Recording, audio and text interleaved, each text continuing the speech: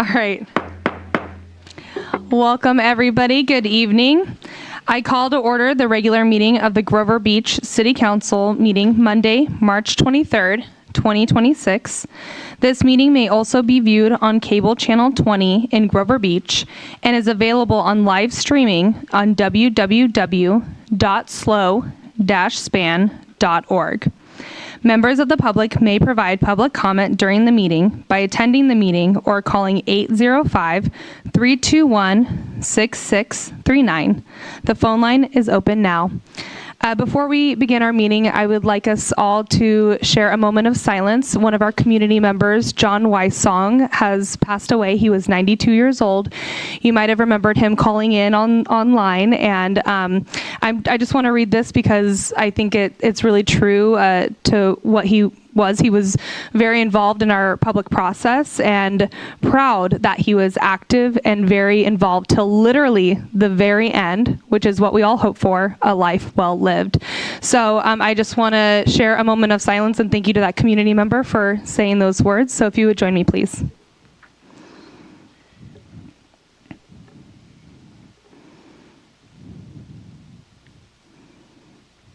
All right, thank you.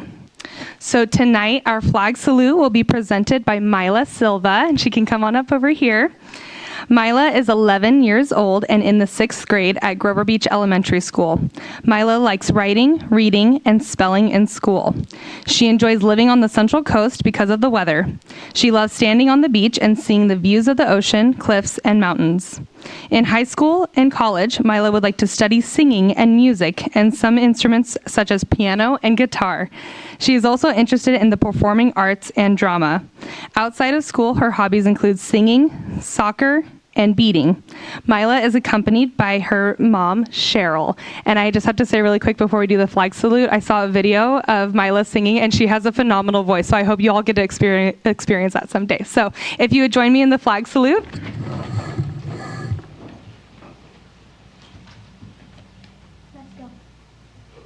Pledge allegiance to the flag of the United States of America and to the republic for which it stands, one nation, under God, indivisible, with liberty and justice for all. I like that. That was so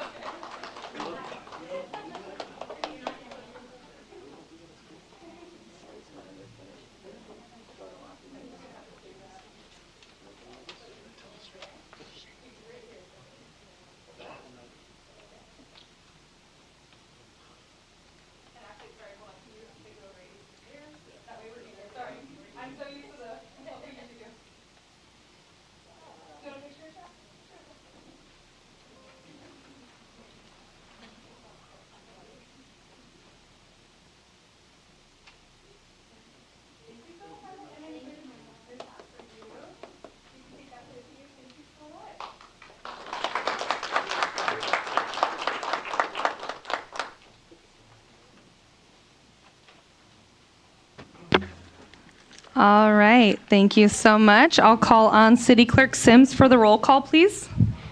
Councilmember McCory Driscoll. Here. Councilmember Wyrick. Here. Mayor Pro Tem Robert. Here. Mayor D. Here. And let the record show that Councilmember Tuggle is absent. All right, thank you. Closed session announcements, City Attorney Thompson. There's nothing to report. All right, thank you. Now on for the agenda review, council members, do any of you have any questions or changes you would like to make? If no, may I have a motion to approve the agenda as presented? I'll make a motion that we approve the agenda. May I have a second? I'll second. We have a motion and a second. All in favor say aye. Aye. Aye. Any noes? All right, we have consensus. Okay, we have a big ceremonial calendar, so let's get to it. The first one we're going to do is the proclamation for Month of the Child, and this will be accepted by Lori Ingen with the SLO County Office of Education. And I ask Councilmember Wyrick to read it for me, please. Thank you, Mayor. It's my privilege to read the proclamation of the Grover Beach City Council proclaiming April 2026 Month of the Child and Child Abuse Prevention Month. Whereas the Grover Beach City Council recognizes that every moment in a child's life is an opportunity for learning and growth, and that the quality of these experiences helps determine a child's resilience, well-being, and success in school and in life. And whereas all children deserve caring adults, safe environments, and meaningful opportunities that allow them to thrive, And it is the shared responsibility of families, educators, community members, and local leaders to support children during their most important years of development. And whereas children deserve our collective investment in investing in strong early childhood systems, including access to quality childcare and early learning opportunities, supports not only the healthy development of children and the stability of families, but also contributes to the economic vitality and long-term prosperity of our community.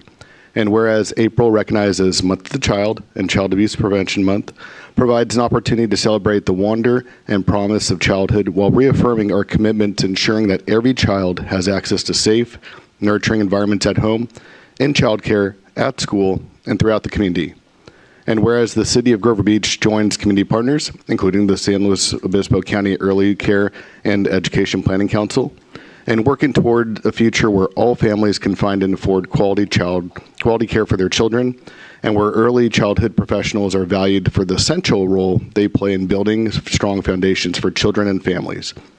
And whereas during the Child Abuse Prevention Month, our community also raises awareness of the many children who experience abuse or neglect and renews our commitment to strengthening families, supporting prevention efforts, and ensuring that every child grows up safe, supported, and valued. Now therefore be it resolved that the Grover Beach City Council does hereby officially proclaim the month of April 2026 as Month of the Child and Child Abuse Prevention Month, and encourages all residents to recognize the importance of investing in children, supporting families, and working together to ensure that every child in our community has the opportunity to grow, learn, and thrive. Thank you. Did you want to come up?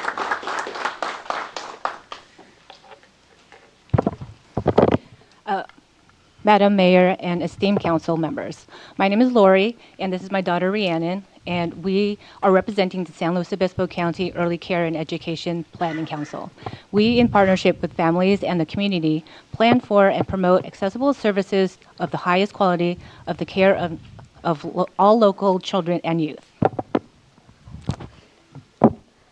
I am deeply honored to stand before you today as we recognize April as Month of the Child, a time to celebrate, uplift, and commit ourselves to the well-being of the youngest members of our community. I want to first express my sincere gratitude to the City of Grover Beach for this meaningful recognition.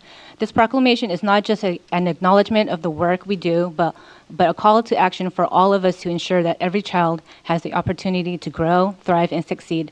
Thank you for your support over the years as we have worked to create a connected community for our children and families. It truly takes a village to raise children, and we are so glad that you are a part of ours. As we celebrate Month of the Child, let us be reminded that every child deserves love, support, and a chance to dream big. Let's continue our collaboration to break barriers, provide resources, and create a future where every child, regardless of background or circumstance, has the opportunity to reach their fullest potential. Thank you for taking the time this month to pause and reflect on how we as adults and leaders can improve the lives of our communities, children, and families, and for centering them in every decision made within these council chambers. April is also recognized as Child Abuse Prevention Month. I am wearing blue today to honor my commitment to preventing child abuse and to support all for those who agencies working together to promote programs and activities that support strong and thriving children and families. Thank you again for this honor. We accept this proclamation not just on behalf of the Planning Council, but for every educator, parent, mentor, and advocate who works tirelessly to uplift and support our children. Let's keep making a difference, because when we invest in our children, we invest in a better tomorrow. Thank you. Thank you. That was wonderful.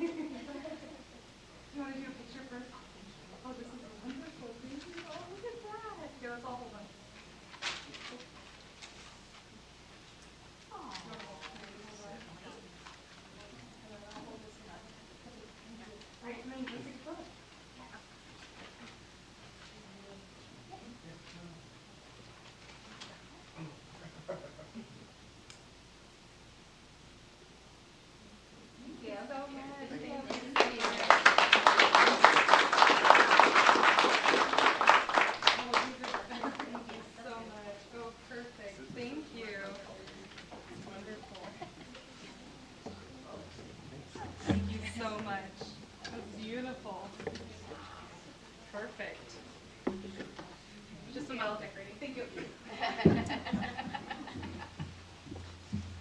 Thank you so much. Okay. All right. Now we will go on to the proclamation for National Women's History Month, and this will be accepted by Miss Anita Schauer, who is the chair of the Soule County Commission on the Status of Women and Girls. And I asked Councilmember McCory Driscoll to read this one for us, please. Thank you. And I must just kind of share a little bit of history. Women were given the right to vote 125 years ago, but it wasn't until 1965 until all women of color were given the right to vote. And so it was a very long process. So, whereas American women of every race, class, and ethnic background have made historic contributions to the growth and strength of our nation in countless recorded and unrecorded ways. And whereas American women have played and continue to play critical economic, cultural, and social roles in every sphere of life in the nation by consulting a significant portion of the labor force inside and outside of the home. And whereas American women have played a unique role throughout the history of the nation by providing a majority of the volunteer labor force of the nation, and whereas American women were particularly important in the establishment of early charitable, philanthropic, and cultural institutions in our nation, and whereas American women have been leaders not only in securing their own rights of suffrage and equal opportunity, but also in the abolitionist movement, the emancipation movement, the industrial labor movement, the civil rights movement, and other movements, especially the peace movement, which created a more fair and just society for all. And whereas despite these contributions, the role of American women in history has been consistently overlooked and undervalued in the literature, teaching, and study of American history. Now, therefore, be it resolved, the City of Grover Beach City Council does hereby officially proclaim March as Women's History Month in Grover Beach. Thank you.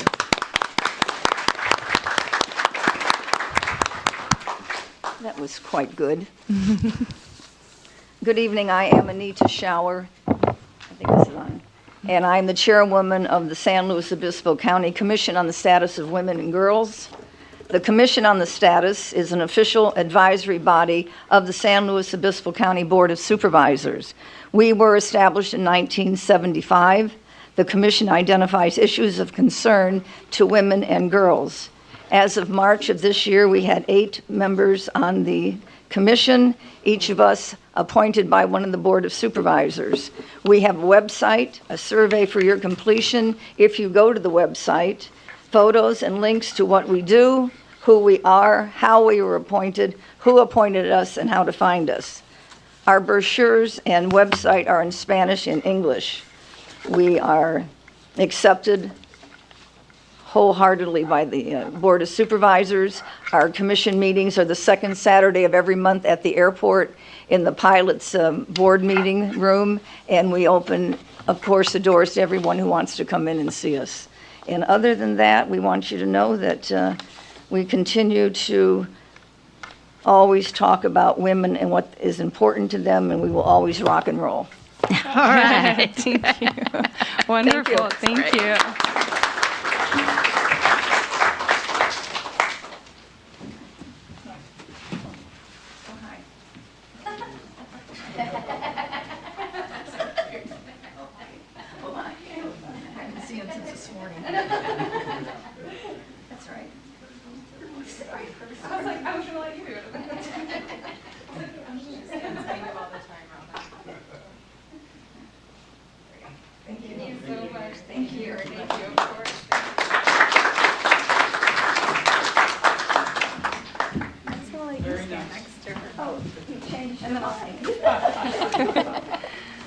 All right, thank you so much, Ms. Schauer, for being here. Oh, you're welcome. Thank you. Okay. All right, now we will go on to the proclamation for Community Development Week, April 6th through April 10th, 2026. This will be accepted by our very own Community Development Director, Martin, and I asked Mayor Pro Tem Robert to read the proclamation for us. Thank you, Mayor. Proclamation of the Grover Beach City Council Declaration declaring April 6th to 10th, 2026 as National Community Development Week. Whereas the Community Development Block Grant CDBG program has existed since 1975 to address a wide range of needs, including affordable housing, economic development, public facilities, and services for low and moderate income individuals and families. And whereas since 1985, the City of Grover Beach has effectively administered over $11 million in CDBG funds to implement various programs and projects in the area of affordable housing, economical development, public infrastructure improvement projects, homeless prevention and services, and planning studies that has contributed to the improvement of the physical, economic, and social conditions in our city. And whereas the CDBG program is among the few federally funded programs available to address the needs of low and moderate income individuals and small cities. And whereas April 6th through 10th, 2026 has been designated National Community Development Week to celebrate the federal CDBG program. And whereas the CDBG program has strengthened American communities such as the City of Grover Beach by addressing pressing neighborhood and human service needs and having significant impact on our local community. And whereas the City of Grover Beach remains committed to leveraging federal resources through the CDBG program to build a more prosperous future for all residents. And now, therefore, be it resolved that the City of Grover Beach Council does hereby officially proclaim April 6th to the 10th, 2026 as National Community Development Week in Grover Beach and urges all citizens to recognize community development programs and reaffirming our commitment to community development and opportunities for all citizens. Thank you.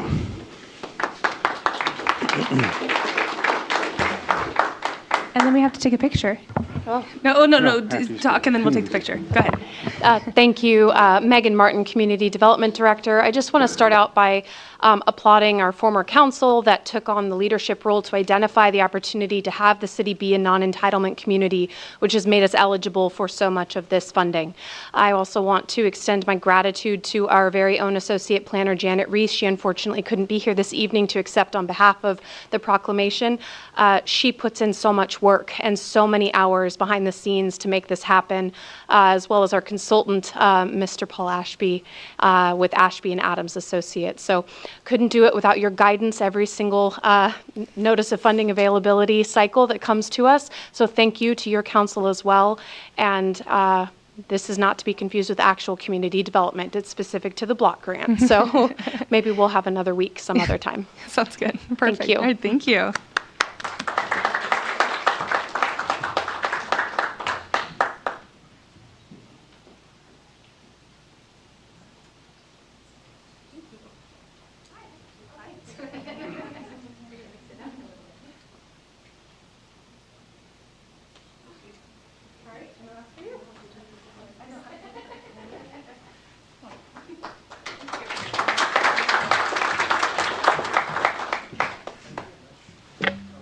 Okay.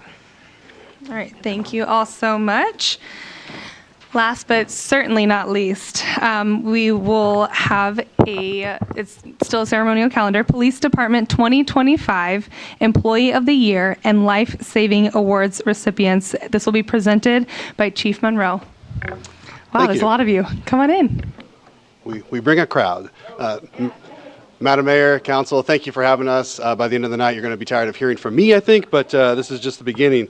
I'm very happy to be here tonight to present some amazing awards for 2025. As you may or may not know, we typically have a ceremony prior to the council meeting, but we love to bring our award winners back in front of council for the public and council to recognize. So that's what we'll do tonight.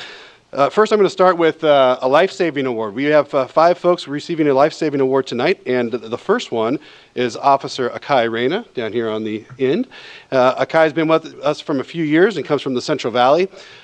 In the late evening hours of November 2nd, 2025, Officer Reyna had arrested a DUI driver. By the way, he'll be receiving our MAD DUI award for the most DUI arrests this year. That is what he loves to do, and he's very good at it. During the transport to the hospital, because the gentleman needed to be checked out for medical issues, he noticed that the subject had gone unresponsive in the back of his patrol car. He immediately stopped the patrol car. He pulled over and requested medical assistance from paramedics and fire. By himself, he opened the rear passenger door of the prisoner who was in handcuffs.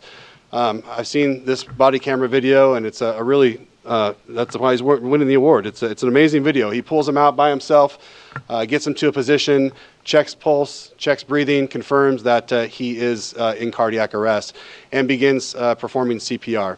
He did this for several minutes until fire and EMS arrived. Once they arrived, they once again checked for a pulse, and he was able to revive the gentleman and transport him to the hospital.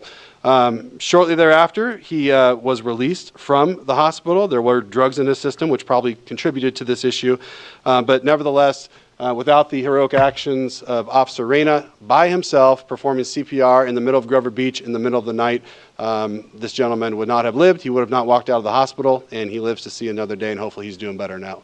We know he's doing better. So with that, congratulations to Officer Akai Reyna.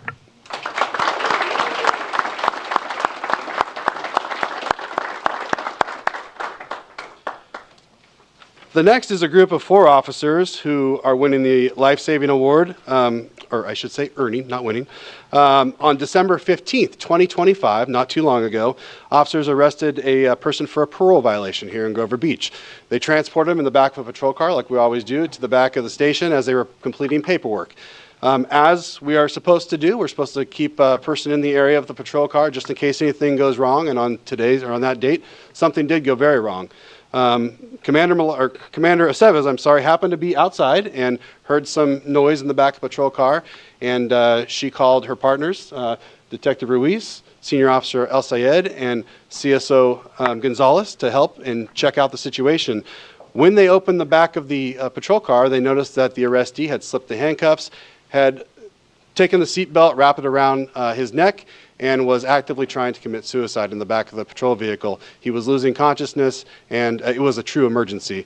Once again, I've seen the video of this action, and all officers jumped into action, knew exactly what to do. They attempted to take the seatbelt off, did not work. It was that tight, and they had to eventually cut it off, extract them from the vehicle, perform some life-saving measures, and waited again for fire and EMS to arrive. That gentleman did survive, and we know he's doing better than he was that day. And had it not been for the officers, following policy, listening, understanding what's going on, the team worked together like they do every single day to help save this gentleman's life. And for that, all 4 of them, that is Commander Nalita Aceves, Detective Joshua Ruiz, CSO Randy Gonzalez, and Senior Police Officer Walid Al-Sayed, earned the Life Saving Award for the Grover Beach Police Department 2025.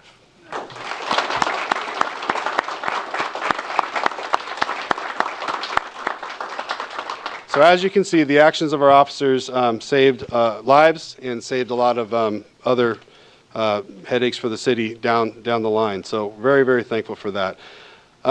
I'm going to do 2 other awards this evening, and that is our Employees of the Year. The first one is our professional staff, and that is Michelle Bassanisi. She's back there behind me. I think most folks in Grover Beach know Michelle. She was voted by her peers as the 2025 Employee of the Year professional staff for the Grover Beach Police Department. She joined our police department in early 2023, and she's really made her mark since then, made a mark. She brings 8 years of prior law enforcement experience from the Northern Coast and does a ton for us. She's a former property and evidence technician. She does all of our investigations, all of our crime stats, which actually you're going to see later. She'll be presenting, and just is a huge member of our department. And she also plays a huge role in our community engagement, as you see, both online and out in the community as well. Not to mention, she's a lead in our wellness program, which has grown over the last 2 years, and just if you need something done, Shella is the person to get it done.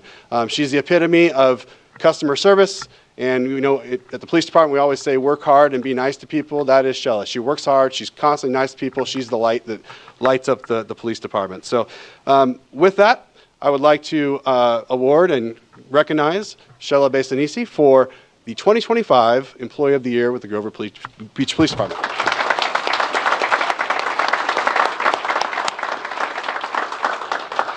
And last but certainly not least is our Officer of the Year. Sergeant Matthew Goodman is back here behind me, and he is one of our sergeants. I will say this is Matthew's second time being awarded the Officer of the Year. Like I said, this is voted by the peers, and so his peers voted him as the Officer of the Year, and there's good reason for that. Matt joined us in 2013 and has promoted his way up to sergeant through those years. He's currently serving as the Detective Bureau Sergeant, and he supervises all investigations from homicides to thefts to you name it, whatever gets down there. Matt's in charge of all that. He served as an FTO, a field training officer, senior police officer, detective, firearms instructor, and he's our main drone pilot, and he runs our drone unit. That's he's a big reason why our drone team is so successful. You know, in 2025, Matt did a ton of things, but one of the really neat things that I'm really thankful for, and the community should be as well, he wrote grants totaling $330,000 that is coming into the city of Grover Beach at no cost to the city. That allowed us to go to electronic citations, cell phone extraction software, traffic enforcement, and overtime. So if you're seeing more officers out there conducting DUI investigations, that's why. In addition, he secured a new Chevy Tahoe for our fleet and a new BMW motorcycle for our motor program. And so without those grants, I think it's safe to say we probably wouldn't have that additional equipment. But for that, Matt is our go-to guy. He does a great job for us, and I'd like to congratulate him for the 2025 Officer of the Year.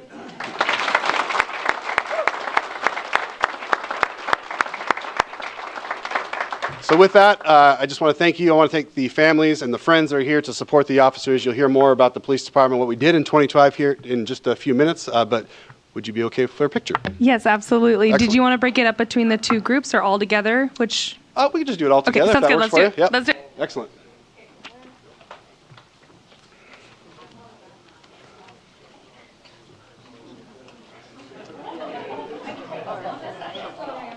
I was like, who's going to take the photo? Yeah. Hey, Chief, do you want any other uniforms in there?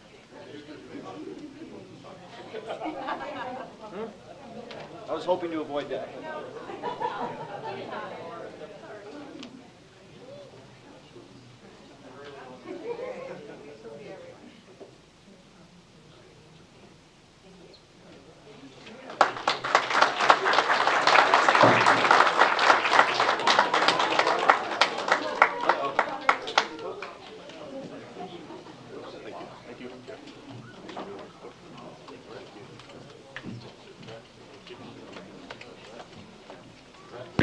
Really quick before you all leave, I'm sure that our council members wanted to say some words.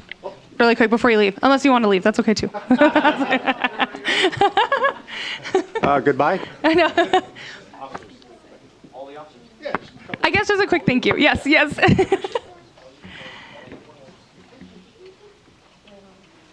Thank you for coming back. Go ahead. And again, thank you for coming back. As a resident, I couldn't be more proud. You make me go to bed safe every single night. I never worry about what's going on in my neighborhood, and that's all thanks to everything you do, and to hear these stories about your heroic measures, about how you go above and beyond. I have to say, on one hand, I'm not surprised. On the other hand, my heart is very full and I'm overwhelmed. So thank you for your service.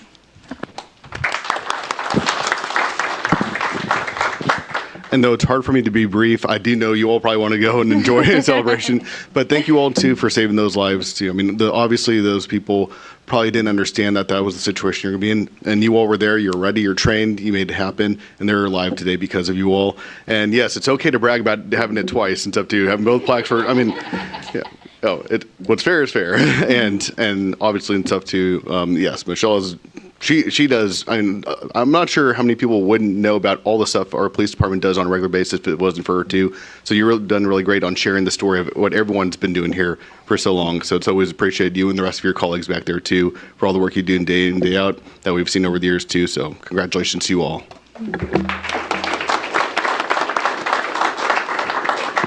Yes, thank you so much. We really appreciate you keeping us safe and our streets safe, and all that you do is just amazing, and we just appreciate each and every one of you. Thank you so much. I just want to echo my colleagues here and say thank you so much. Year after year, you do more and more for our community. And again, just I feel so safe when I go to bed at night. As a resident, as a council, as a mayor, I'm so proud to have you all. You're seeing these people in probably their most vulnerable state, and you're protecting them and you're taking care of them. So thank you so much for all that you do. I had a quick question, Ms. Bassanisi. What is the highest view count on a video or a post that you've ever done? We're at 9.5 million. 9.5 million people have seen our videos in our little city of Grover Beach. So thank you so much for all that you do, and just, yeah, great job. Great job. You all can go now. Yeah. We're looking forward to the drone show. Yes. 200 drones. Perfect. Okay. All right. Well, now we will roll right into our presentation. We have one. This is the 2025 Police Department Annual Report to Council, and I will bring our Chief Monroe back. I'm back. Thank you. Like I said, you'll probably get tired of me in the next few minutes, but we're going to try and get through this as quick as possible. As you may know, we have a lot to talk about, and we've done a lot over the last year that I think is important for you all to know, not just you, but also our community as well. So hopefully you find this interesting. So before we get started, I just want to say thank you, both to the council and to the community. I've worked in 2 cities, and I've seen a lot of things over my career, and I tell you what, working in a city where you're supported by your community, by your council, and by your city manager makes a huge difference. Had it not been for the support that you've given us over the years, we just haven't been able to, we wouldn't be able to do everything that we do here in this little city. So honestly, from me and from all of our team, thank you very much to the council and the community for the support. I'm proud to be in front of you tonight to share all the progress we made in 2025. We've hired some staff members. We've actually been fully staffed for the most part in 2025. We are hiring a few people now. We've provided superior service, and we have top-notch safety equipment for those that work for us, and we're in a really, really good place. Tonight I'm joined by my command staff. That'd be Commander Nalita Aceves, Commander Brian Millard, and our management analyst, Shella Bassanisi.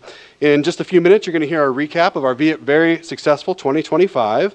Ms. Bassanisi will talk about our crime rates and how they fell drastically. She'll also talk about our community engagement efforts and everything we're doing past, present, and in the future. It's really, really exciting. Commander Aceves will share updates on our operations division, and operations is pretty much everything you see out in the city of Grover Beach. That's going to include patrol, SWAT, traffic, and our unique partnership that we have with our mental health clinician here in Grover Beach. She'll also share news on our wellness program and our successes in securing grants. And then lastly, Commander Millard will highlight work in the Support Services Division. He'll cover some administrative highlights, some new programs, and an update on some technology upgrades that we did in 2025. I hope you enjoyed the presentation, and we'll stick around, obviously, for questions afterwards. And with that, I'd like to invite Shella Bassanisi up to start our presentation.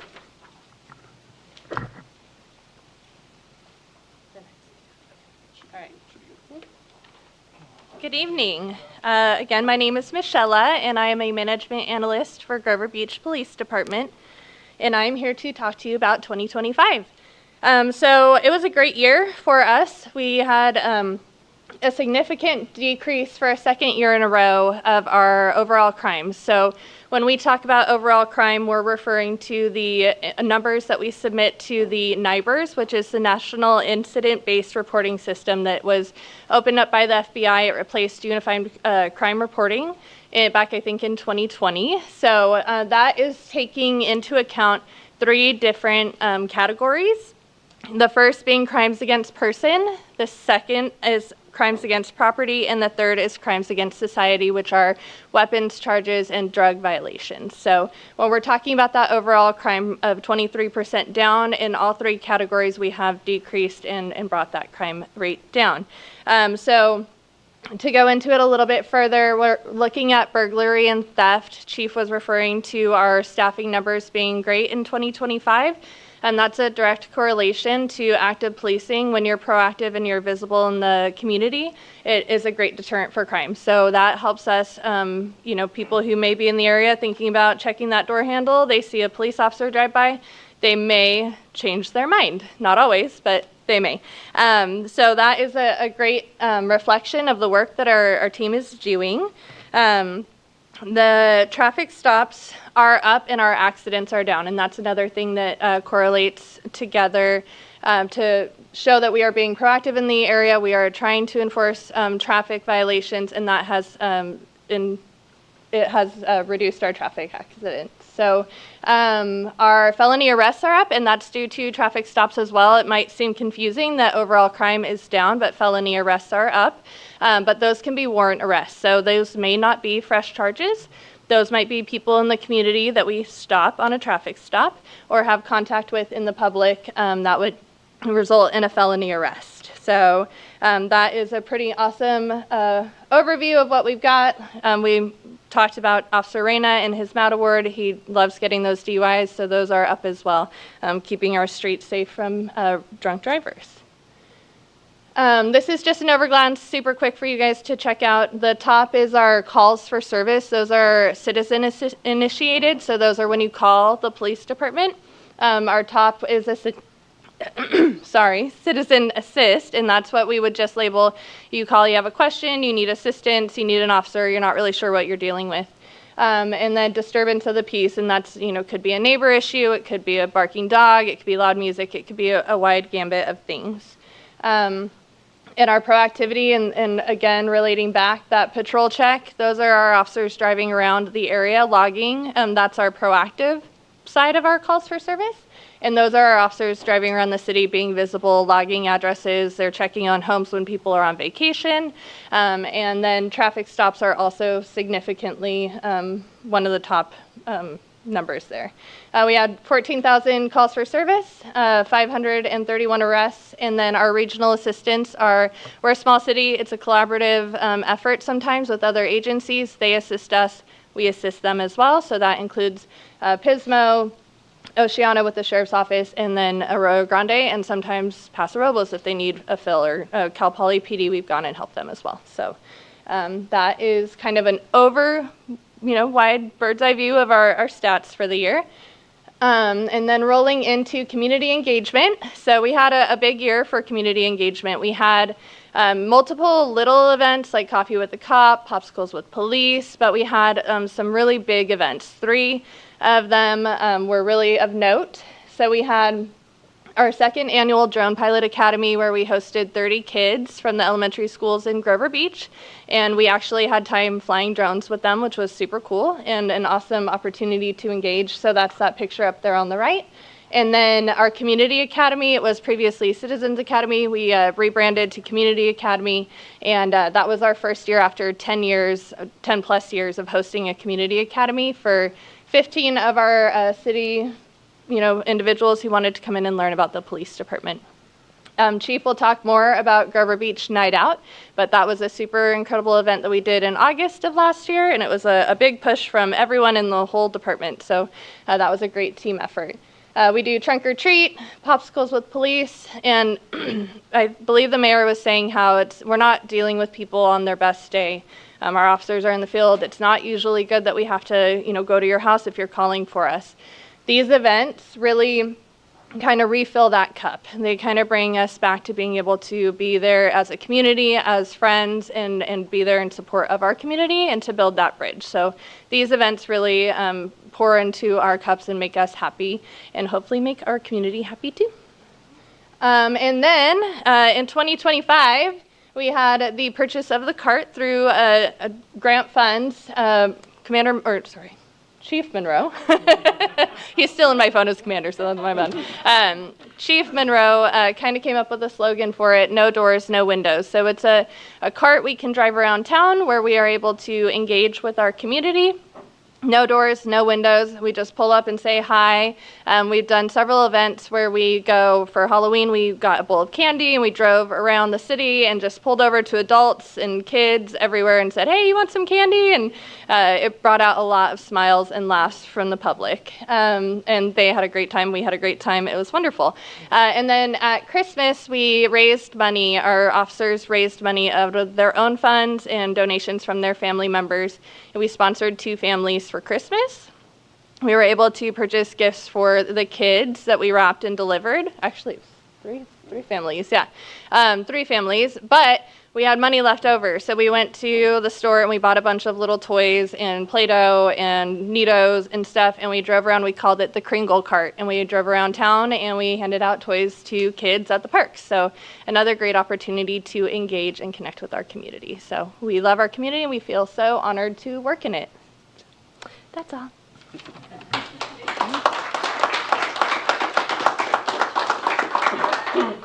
Well, thank you, Shella. I think, as you see, the community engagement plus proactive policing, and that's a recipe for success. It shows in our crime numbers. Our crimes have gone down significantly.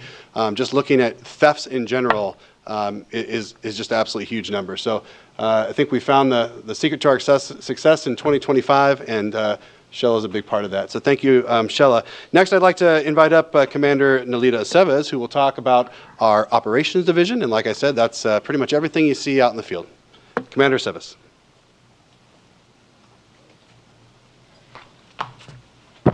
Good evening, everyone. So I'll start with our authorized staffing numbers. We are currently authorized for 24 full-time and 1 part-time sworn officer positions. We also have 6 professional staff employees, full-time, and 1 part-time professional staff employee. With that said, those positions are currently not all full. We are down 3 officer positions and a pending 4th officer position that is going to be due to a medical retirement. We are in the ongoing hiring process at the time, and we hope to have at least 2 trainee positions that we can send to the academy here in July. So our patrol operations, everything that we do centers around our mission statement to enhance the quality of life of those who live, work, and play in Grover Beach. And that mission is really carried out by our team. We work together and provide proactive policing and really meaningful community engagement. Our patrol team handles our day-to-day operations. They're out and serving our community 24/7. They respond to your calls for service, they manage our emergencies, and they just stay proactive in the community. They are really the most consistent part that you see serving our community, and we're proud of them. Another specialty assignment within our organization is the regional SWAT team and the crisis negotiation team. We currently have several members that are part of this team. We have 1 drone pilot operator. We have 2 SWAT operators, one of which is a specialized sniper. And we have 3 assigned crisis negotiators. The regional SWAT team is a multi-agency team. And we are very lucky to be a part of it because if needed, we have access to those resources that we wouldn't otherwise have available within our community. So we're lucky that we're able to contribute to the team countywide, but yes, we're very proud of them. Last year, the SWAT team was activated a total of 3 times. This year, 2026 alone, they're up to 4. So being able to have, again, access to that resource is really great. And then we have our traffic unit. So while we're proud of the SWAT team members, we also work on in-house. And in-house, per our strategic plan, we had talked about the need of reinstating the traffic officer position. So in 2025, as of October, we're proud to have 2 trained motor officers in our community. And the focus of them is not only enforcement, it's also education and prevention. And overall, just keeping a safer community. As Michelle talked about, traffic sites are up and traffic accidents are down. So it's a testament to their hard work.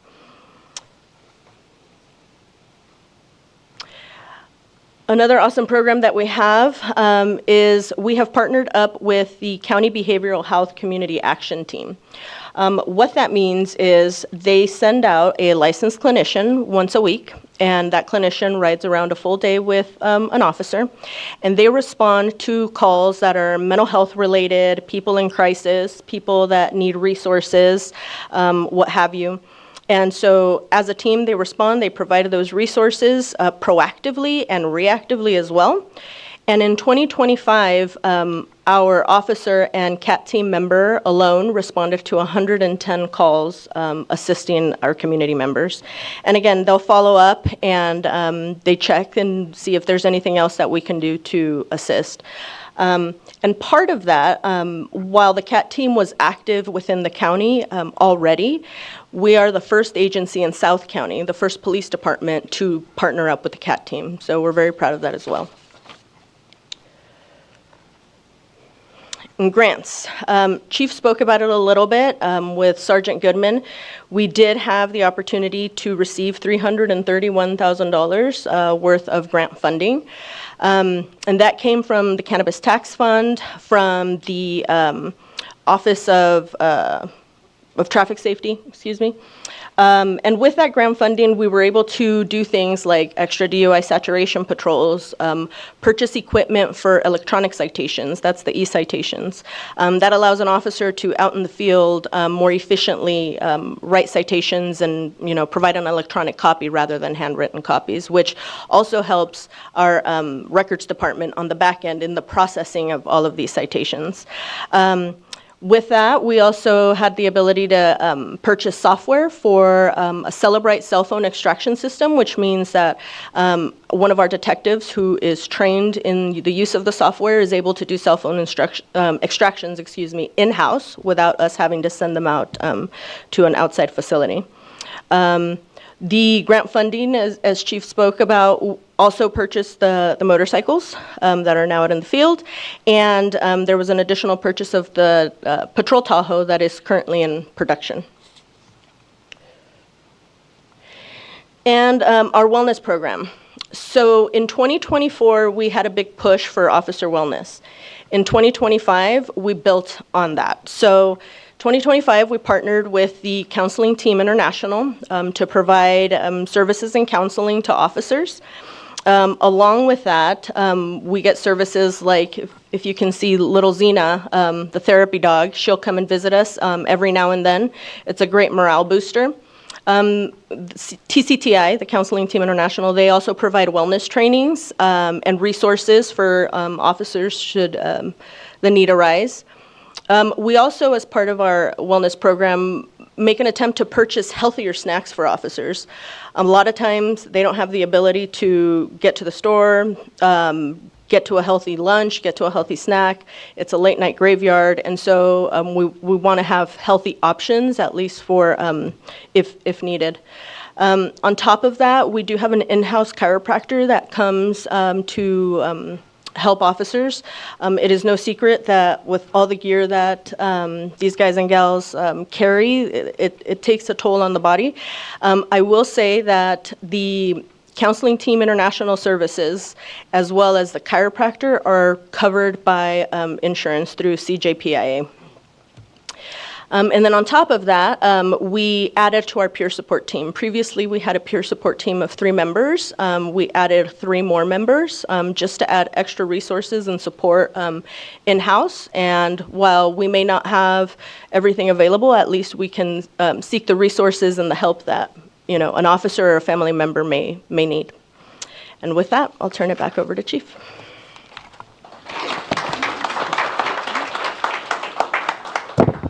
Thank you, Commander Aceves. As you know, there's a lot of moving parts in patrol. And one stat that she didn't share, I will, because I'm very proud of it, is that in 2025, the Grover Beach Police Department received 2 citizen complaints, what we call formal complaints, where someone actually came in and wanted to talk to a sergeant, filled out a form. Of 14,000 something calls that we ran, 2 outside complaints. Those were investigated, found to be not sustained, or basically it didn't occur the way that the person did, thanks to body cameras and other technology. But for an agency in 2026 to only receive 2 external complaints, it goes to the work of our officers, Commander Aceves, her philosophy in patrol, and just how our officers understand, how they're supposed to act and perform out in the field. So thank you, Commander Aceves. Last, I would like to call up Commander Brian Millard, who will talk a little bit more about support services and the areas that he manages. Commander Millard. Good evening, Mayor and Council. Commander Brian Millard. I'm here to talk about the support services team. And it's very telling in this photo that you don't see a lot of uniforms, because a lot of what we do in the support services side is behind the scenes. Our detectives are often tasked with gaining information, sometimes without disclosing a lot about what they're doing or where they're at. But we have a very outstanding detective bureau led by the very capable Sergeant Matt Goodman, who's pictured there in the center. So we have one full-time detective sergeant assigned to our investigations bureau. We have one full-time general services detective who handles most of the general case reports. We call them person or property crimes, depending on if it was a crime against a person or if it was something like a theft or something property mainly related. We have one detective assigned to our cannabis compliance, and that detective was recently chosen out of a competitive in-house process after the retirement of Kelly Cook this past year. And so Matt Walker took on that role, and he's been doing outstanding work getting up to speed and building on the foundations that that Detective Cook left behind. And then that gentleman in the plaid there is our special enforcement team detective, and his role is fairly special. We added him in late 24, I believe, and throughout 25, he's really been building his role is to really seek out problems in the community and solve them. A lot of times the detective work we receive is reactive, cases that come to us through information from the community or through case reports that patrol takes and then forwards. Well, Detective Alagranza there, his job is to get those tidbits of information that maybe not necessarily involve a case, or maybe it's just something from a neighbor that says, hey, I'm seeing something here that's not right. And then Detective Alagranza's role is to go out and find what he can to help build a case. It's been very successful. He's actually taken on quite a role and a passion for combating human trafficking. And as much as we don't like to think about it in the small town of Grover Beach, human trafficking is very real, and it's very apparent even in our community. And our detective bureau has been very successful. And then Shella there, pictured on the left, she not only does all the amazing work that Chief talked about, but she helps investigations build those cases, search all the online databases that we have available to us, with the role of building those cases and helping our investigations bureau solve the cases they need to solve. The Investigations Bureau processed 113 cases, and granted, those things come to us from both those community tips and from cases from patrol. Felonies, misdemeanors, warrants, you name it, we've tackled quite a bit in the Investigations Bureau. These aren't the cases that are solved in an hour that we might see on TV. They often take months, if not years, to track information down, sometimes from very, very small sources of information. What you see there is the SCAR, suspected child abuse reports. Anytime a mandated reporter at a school or a community caretaking operation, or even sometimes in the community, sees something involving a child that is mandated report, suspected child abuse, they're required to send a report to the local agency involved. And then it's our job by state law, and obviously a moral obligation, to track down that information and make sure that it's either legitimate, or if there's something that's not. I will not say that 170 actual abuse reports occurred. That's just the reports that came into us that were then tracked down. And then what you see there in human trafficking operations, 12, is a significant number for our city, and a lot of that is due to Detective Alagranza's work. I will say, from a proactive standpoint, 11 of those 12 human trafficking operations were preemptive before any child was either hurt or contacted. So it involves a very highly sensitive and highly specialized set of training that our detectives have become very versed in, and our role is to stop child predators before they can hurt anyone in the community. And then obviously cannabis is a huge role in our community. We want to make sure the businesses are operating appropriately, and Detective Walker serves as our direct liaison with those businesses to make sure they're all operating safely, that they stay in compliance with our local ordinances, and to alert us for any security issues that might occur, especially when businesses change or update operations. The other part of our support services is really the unsung heroes of the PD. We hear a lot of work about the outside patrol work, or maybe even the detective investigations, but nothing of what we do doesn't pass through the two of them. Any case reports we write, anybody we arrest, all the evidence that goes to court has to pass through Tracy and Luis's hands, and make sure that that case gets to the DA's office, to court, to the defense. We're obligated by a lot of state laws to make sure that's handled appropriately, and they do a fantastic job. Over 1,300 reports processed just this past year. And those DA discoveries, over 200 of those, often involve not only just case reports, but hours of body camera footage, vehicle camera footage, evidence, you name it. There's often a very big list of things that come in. And then we also get those from the community. They can request public information, our rights as community members, and they handle that as well. They also handle background checks for various community operations and booking items of evidence as well. Technology, as you know, is a big part of what we do here to be able to offer our citizens and our personnel the best and available equipment and technology. We made several significant upgrades this past year. The big center picture there is notable because it was a city camera upgrade that was funded graciously by this community that allowed us to put some very high resolution cameras in several areas of the city. That camera picture alone is of a stabbing that occurred this past year, and we were able to observe the entire incident from that camera, and it was critical evidence used in court to convict those responsible. So we really appreciate the technology and the resource to serve as a good public safety awareness. We also upgraded our body camera systems to the latest available. They help us capture higher quality footage from each of our officers. They are actually GPS enabled. We can help keep our officers safe by knowing where they're at. We can actually live stream from a tactical point of view if we needed to, so command staff could see what the officers are viewing. In the future, it'll even offer live translation services where someone could speak in their native language and it would allow us. That's not yet enabled, but it will come in the future. We upgraded our TASER system to a TASER 10, which allows us to basically operate. We used to have a TASER that shot just 2 probes, and this one shoots up to 10. And the reason for that is that oftentimes something malfunctions or someone has something on them, it doesn't connect well, and that makes the officer have to use some other types of force, sometimes escalating the situation. This will allow us to use a TASER effectively more often and hopefully help people from being injured in the first place.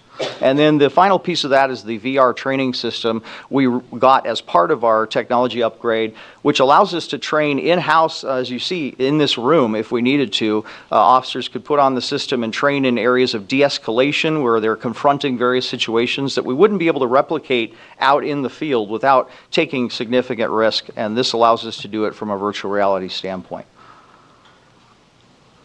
Our drone team, as you well know, is one of our shining stars, also led by Sergeant Matt Goodman.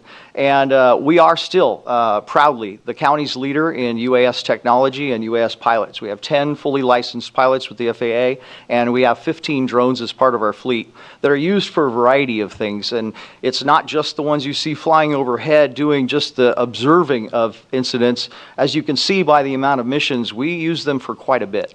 If we have someone lost in the community that needs to be located, drones are a huge saver for us. We're able to cover miles of ground with just one drone, where we would have to have an army of officers. It's been crucial to find people. Fleeing suspects, even at night. Some of our drones are equipped with thermal cameras, so we can see people even hiding from us in the dark. We can map out crime and accident scenes using the cameras. We do a lot of public outreach. The Drone Pilot Academy grew from the strength we have as a UAS team. We know kids embrace technology, and that was a great connection point between our officers and kids to have fun while also learning something important. And a lot of regional assistance. We are known in this county for having a good, strong, leading UAS team, and so a lot of other agencies call on us for help whenever they need it. I think that's it. Team.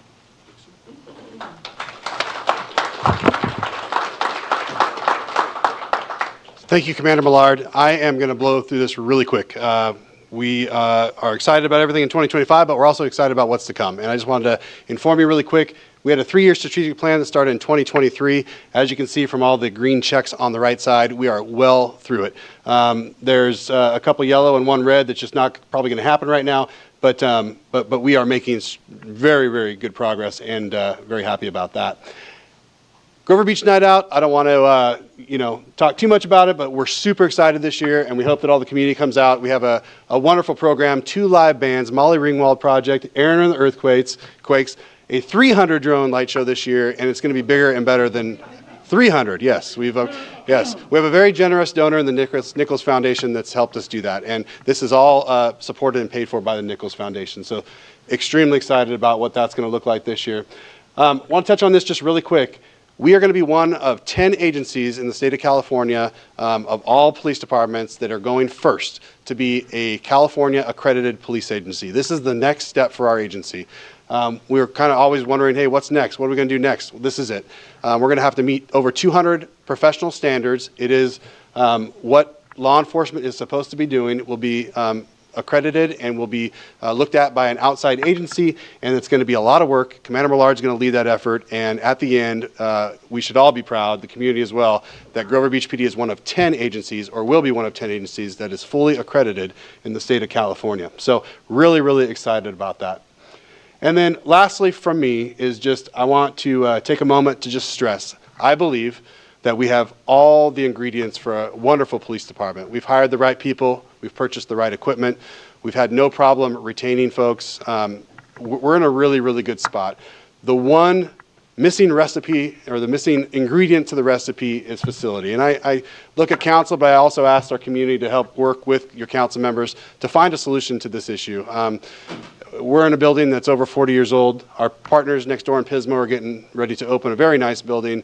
When we talk recruitment and retention, we need an upgrade. We are out of room, we're out of parking, we're out of storage. And so I know you know that. I just want to end with that. It's very important to me. I'll probably never see it. I'll be long gone when it is built, but we need to start that process now. So with that, thank you for your attention. I apologize if we went a little long, a lot to share, and would happy to take any questions if you have them. Thank you. Very good. Thank you so much. Any brief questions or comments from our council? Question, when's the next community event besides August? Is there something else coming up? We do. before So that? this weekend, actually, it's timely, is our open house that we're partnering with the fire department. They are planning that. We are joining with them. That'll run from 10 to 2 on Saturday, right outside on Rockaway, and we will be there for all 4 hours, and happy to show you all of our equipment, and that's going to be the next one. So. Beautiful. Questions or comments to my left? No questions, but wow, lots of comments. Crime numbers speak for themselves. Thank you. Those are outstanding. I guess I did have one question. The SWAT already out 4 times this year. Were any of those 4 times local, or were they just helping out in the county? They were. We had one about a month ago, I believe, here locally, where they responded, and we had a barricaded subject inside of a house. And then they've been in other jurisdictions. Just last week, we did respond to go and help a local agency down in Santa Maria. So they'll basically respond from Paso North to the South County, but we'll help Santa Maria if need be as well. Wow. Well, congratulations on that as well. The CAT team, the e-citations and the efficiencies there. 2 complaints for a whole entire year. We're shooting for 0, but you know. I'm impressed with you. The human trafficking was a wow moment for me. I had no idea, and again, our thanks for doing that. The camera upgrades, the virtual reality training, the drones. I think we're all going to comment on the drones. That's just such a cool thing for a community of our size. Congratulations on your choice of bands. As a dancer, I approve. Credit to Larry. So for the night out. And then lastly, I'll just cut it short. No doors, no windows. My husband still talks about you stopping in front while he was out checking the mail. That was just the coolest thing ever. So again, thank you for all you do. Thank you. Brief comments or questions? Yeah, was it? And first, I can attest that the community academy and stuff was a very valuable and insightful experience, even to all the things that we see at our council meetings. To dive deeper into that too, anyone who does it, I think is getting a great experience to understand what fully the police department here does do. So kudos on that. And a couple of things that just came out quickly when I was looking at it, as far as the e-citations, is since the Superior Courthouse, the one that's in Grover Beach here, does traffic. Are those systems pretty much synced into? I wasn't sure if that's one of the pieces, because I knew that they were looking to transition to more of that. And it seems like this is what's going on. And the county government's restructuring with its health agency, is it affecting the whole CAT team partnership? That was one of the other things that came to mind. And that's gone down. This is an assumption, but you probably actually have perspective. Is because of Prop 36, I mean, that's one of the pieces that was supposed to help reduce that too. And as far as the narcotics trending is going change, is there anything that's changing within our community that's just kind of good for the community to know of? And the other thing too, because the accreditation I think is awesome. All those different standards that when I've reviewed it before too, it probably actually just reaffirms a lot of things that you're already doing, to be quite honest. But what would you say is like the big community's takeaway of the things that will change too that they'll probably notice from the police department? So those are the few things that I just kind of had. But other than that, keep up the great work. The trends are going in the right direction as far as I'm concerned. Great, thank you. Would you like me to answer all those questions? We do have to be a little bit brief. Yeah. So maybe, is there one that you really want to know about? I can find out later. Okay, sounds good. Thank you. All right. I do have just one quick question. Why were we chosen to go first in the accreditation program with the other 10? Is it? I saw somebody point at you. Yeah, we thought it was kind of the next step for the police department in making us an excellent agency, and we applied. We weren't sought out for it. We applied. We applied for grant funding for it, and it is self-initiated essentially. We think that this is kind of the next step in making us great, and so yeah, happy to be in the first 10, and it's going to be a lift, but it'll be good. But still, I'm sure in all of the cities, most cities probably applied, and we were one of the 10. So just great job to you all for doing that. So thank you. Thank you. Okay. Appreciate it. Thank you so for your much. time. Appreciate it. All right, perfect. Thank you all so much. Okay, we are now going to go on to public communications, general public communication. Our meetings are designed to proceed in an organized and efficient manner to effectively conduct city business. The council welcomes and values public comments which can be shared at the designated time from the podium using the microphone. The council requests that all comments be addressed to the council as a whole and that speakers refrain from directing individual comments at staff members. To maintain an orderly process, we kindly ask all attendees to refrain from creating disruptions during the meeting by interrupting speakers who are addressing the council or impeding on the council's ability to conduct business. Should disruptions occur, the council may need to take certain measures such as calling a recess, clearing the chambers, or in rare circumstances, canceling the meeting. We greatly appreciate your understanding and cooperation in maintaining a productive environment that serves our entire community effectively. During this time, the council will allow for public communication. Any member of the public may address the council for a period not to exceed 3 minutes total on any item of interest within the jurisdiction of this council. The council will listen to all communications. However, in compliance with the Brown Act, the council cannot act on or discuss items not on the agenda. I do have some speaker slips here. We'll start with David Swift, followed by Kelvin Koveduck. Good evening, Mayor and City Council. David Swift, North Grover. I'm going to give you a title for my talk to you guys. It's called Unintended Consequences. And I think it's worthwhile to take some notes because I'm going to hand you an action and I'm going to hand you a date that the action needs to be completed by. So I'm asking you to rescind Resolution 2207 Part 1B. This was a resolution back in 2022 that, that provided health and welfare benefits to city council members at city cost up to a certain level. I'm asking you to complete this rescission prior to the nomination window opening for the 2026 general election, which is on 7/13. Resolution 2207 was approved at the 6/27 council meeting by 3 council members. 2 were absent. So Councilman Robert was not there and Councilwoman Miller were not there. The 2207 at the time was characterized by Councilman Rushing as a carrot to get people to get off their couches and come out and actually apply for seats on the council to participate in public service. The carrot turns out to be, at least for some people, anything but a carrot. For residents that are on subsidized medical, like Affordable Care Act through Covered California, Medi-Cal, having access to covered medical can cause them to lose their existing coverage or lose the subsidies for their existing coverage. So in fact, having this coverage offered will discourage some people from participating in public service because they could lose the medical benefits that in fact were being hopefully provided as a carrot by the council. Now, how big of a group does that affect? is the question. And if you look at the most recent census data, about 50% of the Grover Beach households fall at or below the threshold for heavily subsidized medical through ACA, Medicare, Medi-Cal. And so that essentially says that 50% of the households in Grover Beach that could produce somebody that would run for an office and serve the community could potentially be effectively financially disqualified for loss of medical or loss of subsidies for their medical. In other words, it will cost them more to be on the council than it's worth to serve the public because of the impact it has on their medical.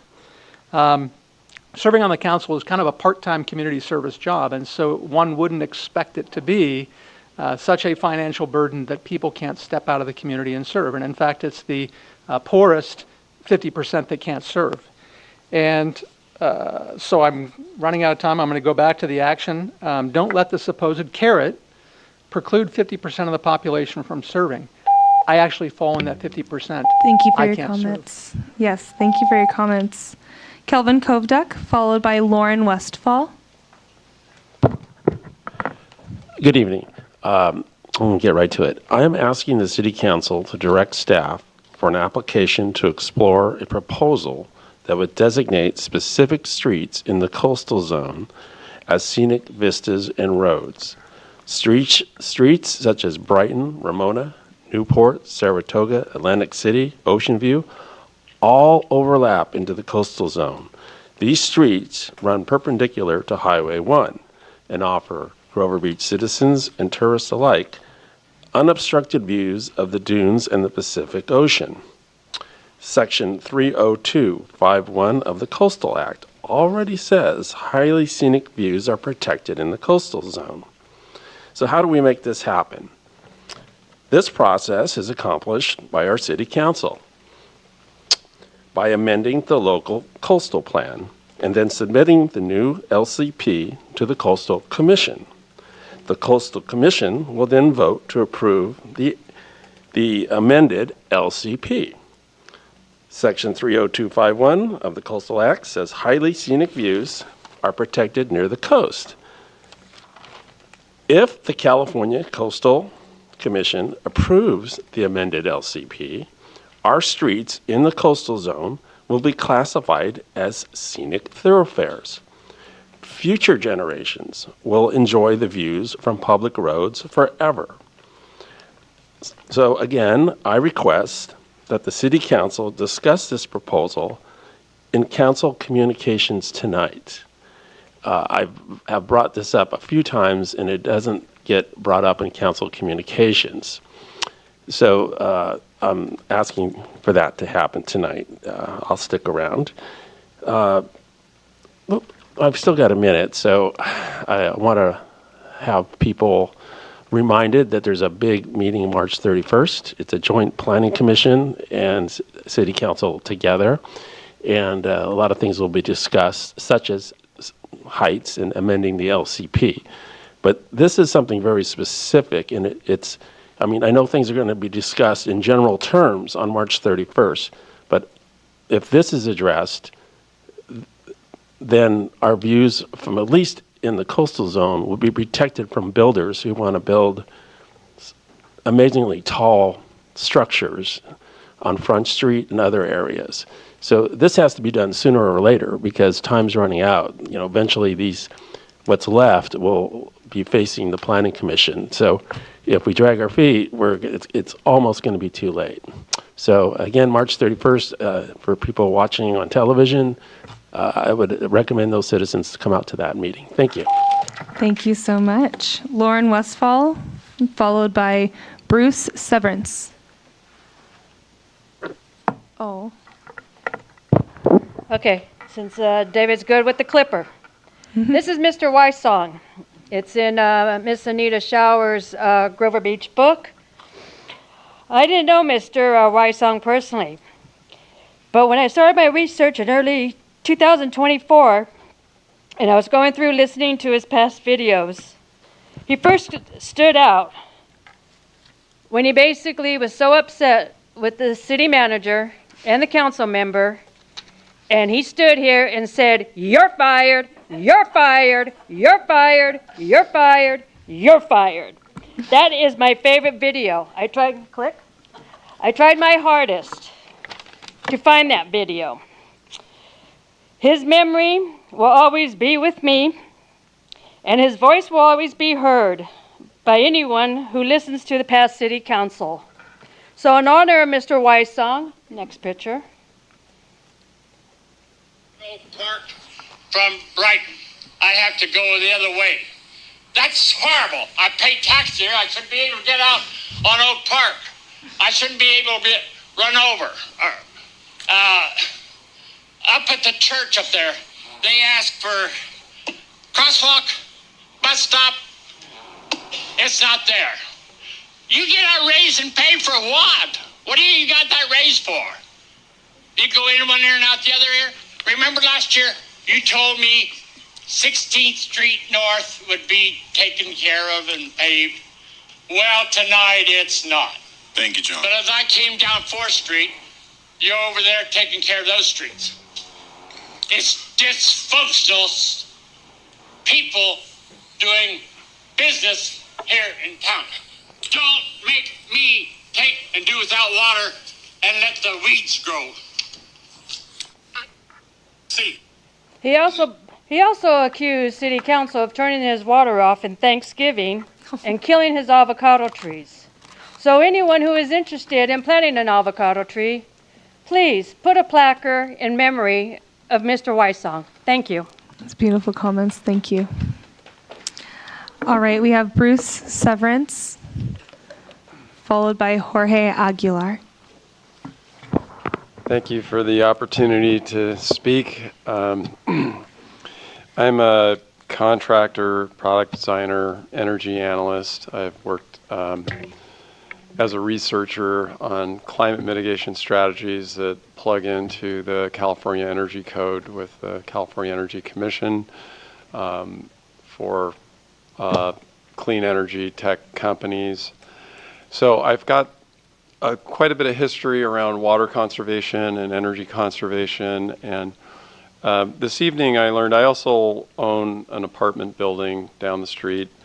And I learned that the water rates are set to this 3-tier system, which is identical for a 3 or 4 bedroom house as it would be for a 4-unit or a 12-unit apartment building. And that makes no sense. And the reason it makes no sense is that, equity around conservation is a really key issue. I'm proud to say I co-authored energy efficiency rebate programs that were targeted to reach low-income families in the state of California that are in operation today. And I'm probably more proud of that than anything. And the people that need to save water and save energy are the least wealthy among us. They are the ones that need to benefit from these programs more than anybody else. So this scale is completely upside down. You're punishing people who are statistically much more likely to be low-income people. If they're living in a 4-unit to 12-unit apartment building and they're paying water rates that are 3 times as high according to this scale without any recognition of the fact that in a older building, pre-2018 building where water is not metered separately, the landlords really there's a split incentive problem. The landlords have no reason to invest in putting separate meters on the street. It would cost $15,000, $20,000 to do that, or somebody have to tear up a driveway. So it's completely infeasible to make those kinds of structural changes in older construction. And older construction is exactly where the lower income people are going to be. So you're targeting people who are inherently less able to pay these high bills. And in a situation where the water's got a single meter, the landlord's passing those costs on to the residents. I'm paying over $500 a month in water, and I lecture everybody in the building about water conservation. I've got foot pedal controls for the water at my sink so I don't waste water when I'm doing dishes. I'm doing everything possible. Thank you for your comments. And My Thank you for your residents are comments, paying. Mr. Severance. Thank you. They're paying Yes. 40 to 150% more. Thank you for your conference. It doesn't make Thank you for your sense. comments. Thank Thank you. Thank you. So Jorge Aguilar, and I do not have any other speaker slips. Good evening, Mayor and Council. Whoops. Oh, no. There we go. My name is George Aguilar, and I'm here to share a little bit of the information that our Citizens Committee is doing. I'm the chair of the Better Roads for All SLO County Citizens Committee. We have an ordinance with petition signers out as we speak. Our goal is to improve the roads for everyone in SLO County, regardless of jurisdiction. So what we have done is we have been watching for years now the roads deteriorate and watching what our agencies were going to be doing about this. And our county doesn't have the means to do it by itself with just the current funding situation. I know you all know this. So what we did is when we saw that there was traction for the SLOCOG local roads first, we used the engine of their ordinance, the expenditure plan, and put it in our chassis. So it's an exact replica. And getting a petitions ordinance out right now is our goal to make sure that the voters get a chance to vote on it and that we stop losing out on hundreds of millions of dollars over the last few years, 9 years, since 2016, 2015. We have lost out on about $700 million. And we can't afford to do that. If we look at our roads, we know what the result is. You all have a wonderful program here, the Measure K14, and it's doing really good things with your PCI, but there's still a lot left to do, and we can't do it all on our own. When we have a self-help county measure, we're able to leverage the grant funding that's available to other counties, such as Santa Cruz, Monterey, San Benito, Santa Barbara, where they're leveraging every dollar they generate with $2 of grant funding. So what we want to do is make sure that we stop losing that and start repairing our roads and providing quality of life improvements for our roads and safety improvements for our roads that we just can't do right now. If we can all get together on that and get a majority vote, a simple majority vote, we'll be able to bring in hundreds of millions of dollars. I shared a fact sheet, frequently asked questions, with you all. Our website is Better Roads for All SLO County. You can download petitions there. We have petition pickup and drop-off locations at the Chambers, South County, SLO, Atascadero, and we have another office in Paso Robles, so they're throughout. This is a bipartisan issue for everybody. Thank you very much for your attention. Thank you for your comments. Thank you. I do not have any other speaker slips. Does anybody else wish to come up and speak? I see a few people walk in. Are we walking to the podium? Okay, I see. All right. We have 1, 2, 3. Mr. Fizer, why don't Good you evening. follow suit behind Ms. Dukas? Dr. Arnoldson. Good evening, ladies. I vehemently object to the 3-minute limit you have on public communication. It sucks. You guys are rude. You are, Mayor, you're rude. You cut people off quickly. That's rude. People can't always put together a 3-minute presentation. You can't do it. Your staff can't do it. And if 3 minutes is enough to completely put together a presentation, let's put that limit on you and the staff. I think the mayor should be involved with how long a speaker should speak. If someone starts to go on, or if they start to continue to, they start repeating themselves, the mayor can say, hey, you know, we got other speakers. Can you sum things up? So I think I really like to see you change that. It's rude. You just, as soon as 3 minutes is up, you're rude. And I really think that if you want to be, if you want people to like you and respect you, you need to respect them. The other thing you need to do is put the 3-minute or the public opinion at the end of the meeting, the public communication at the end of the meeting again. Sometimes people get here too late to have public communication, or sometimes there's things that happen in the meeting that people want to talk about later, and they don't want to wait for 2 weeks to speak again. Thank you. Thank you for your comments. Ms. Dukas? Mr. Myrick, I think there's a line forming behind Mr. Pfizer if you'd like to. Elizabeth Dukas, North Grover Beach.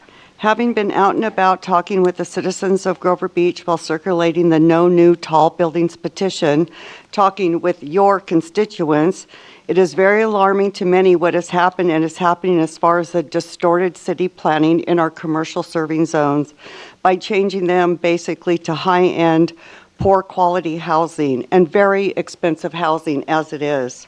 I am here to request that this body initiate a moratorium on breaking ground on any currently approved or soon to be approved or in the pipeline of approval of commercially zoned projects within this extremely valuable zoning, wiping away any appreciable TOT taxes and a strong commercial base, as was clearly expected by your citizens from the well-established visioning workshops.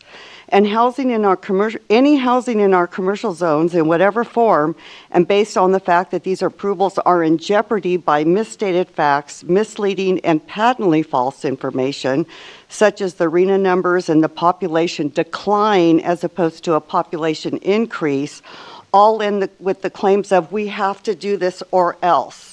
The or else should be coming from the outrage of your constituents seeing what is going on in our commercial zones with what has been termed affordable by design, housing that suits no one locally, only spec buyers and second home buyers out of this area, all while eliminating and refusing to address critical workforce housing and any new senior affordability units or senior facilities.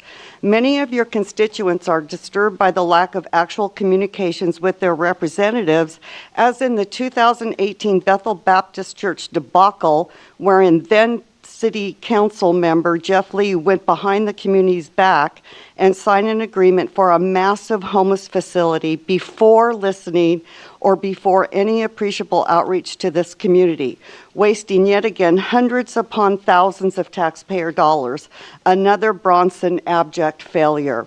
Your citizens were forced to petition then, as we are forced to petition now. The question is, what are you going to be doing for us now? Is this in the same vein as our city manager instructing this very city council not to speak with their constituents about literally any issue before this board, which is clearly against the law?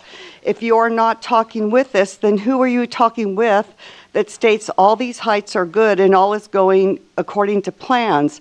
Whose plans and according to whose opinion? It is well overdue for this board to circle back to its core duties and responsibilities. Please, we urge you, unless and until we can flesh out the truth, uncover the real facts, and discover what the actual numbers and laws are with any decisions that have been made in error or in bad faith, you must cease and desist and reassess. Thank you for your comments. And that is very rude. Mr. Pfizer.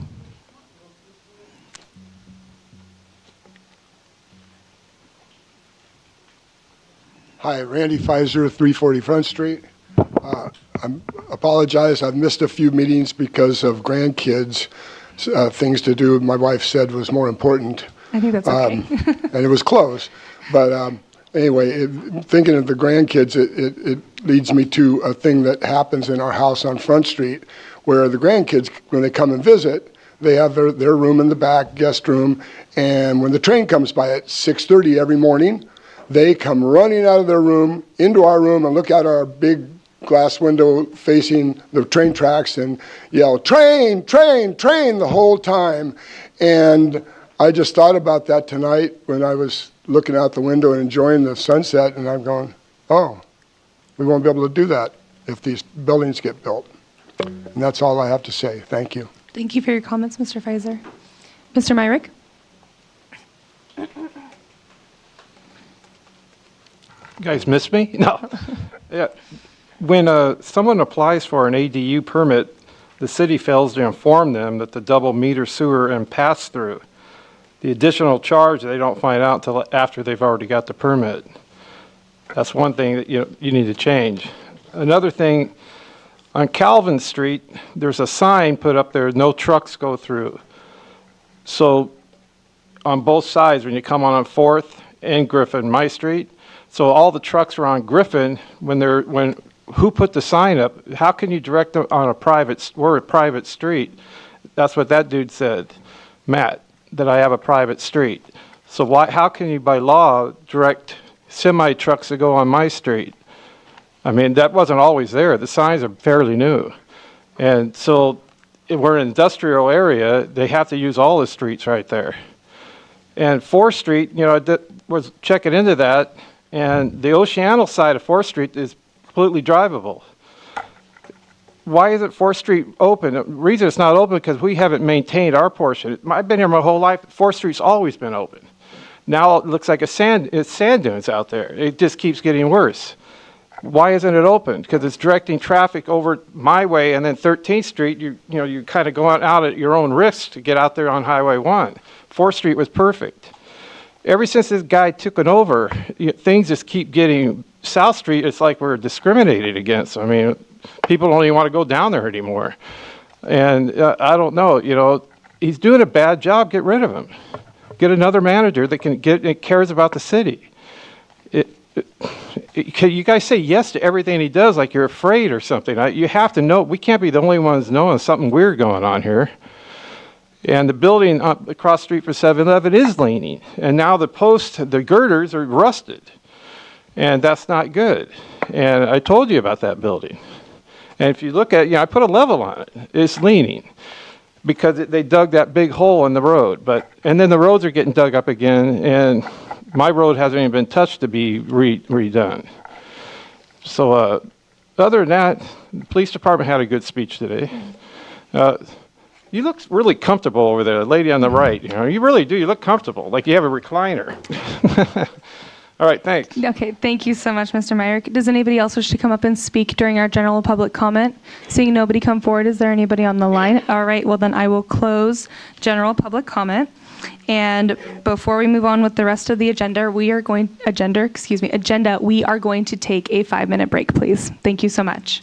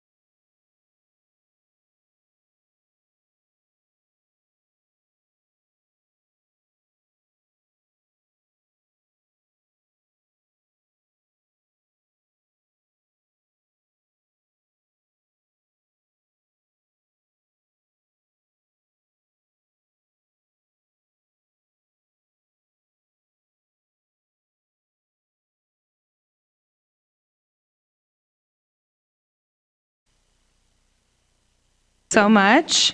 Okay. I wanted to start with a quick comment about just our business meeting in general and the reason why we have the 3 minutes, because I understand it is a very short time to speak. This is something, it's our decorum, it's our meeting process that we mimic from other cities, including the League of California cities, which we rely on heavily for our meetings and other information. But specifically, again, I agree, the 3 minutes is not enough. So that's why I host office hours, which a few of you in the audience have been to and were there this last Saturday. And I feel we had a wonderful conversation because it went over the 3 minutes and you could speak freely, and I listened and we took notes. So I encourage you to go to the office hours, and I encourage you to reach out to me, call me, text me, call and text or email, whatever their preferred method of outreach would be, because we are here to listen to you past these 3 minutes. So I just wanted to start with that and say that process protects everyone. So we'll continue with that process. So now on to the consent agenda. The following routine items listed on the consent portion of the agenda are scheduled for consideration as a group. So and this is the treasurer's reports from the period of February 1st through February 28th, 2026, the treasurer's reports for the 2025 sewer bond account, the minutes of the city council meeting on Monday, March 9th, and the resolution of intent to proceed with Measure K14 general obligation bond issuance. So I will now open for public comment on the consent agenda. I do not have any speaker slips. Does anybody wish to come up and speak on the consent agenda? Seeing nobody move forward, is there anybody on the line? I will now close public comment for the consent agenda and bring it back to the council. Do we have any questions, comments, want to pull any items? No? Well, then I will move to approve or to adopt the consent agenda as presented. May I have a second? Second. We have a motion and a second. May I have a roll call, please? Mayor D. Yes. Councilmember Wyrick. Yes. Councilmember McCory Driscoll. Yes. Mayor Pro Tem Robert. Yes. And let the record show that Councilmember Tuglow is absent. Thank you very much. We'll now move on to regular business. We will start with the general plan circulation element update, and I'll call on Community Development Director Martin and Senior Plan Bell. Oh, just kidding. Senior Plan Bell. Hello. Sorry. Hello. Yes. Thank you. I'm going to take a moment to get the presentation up.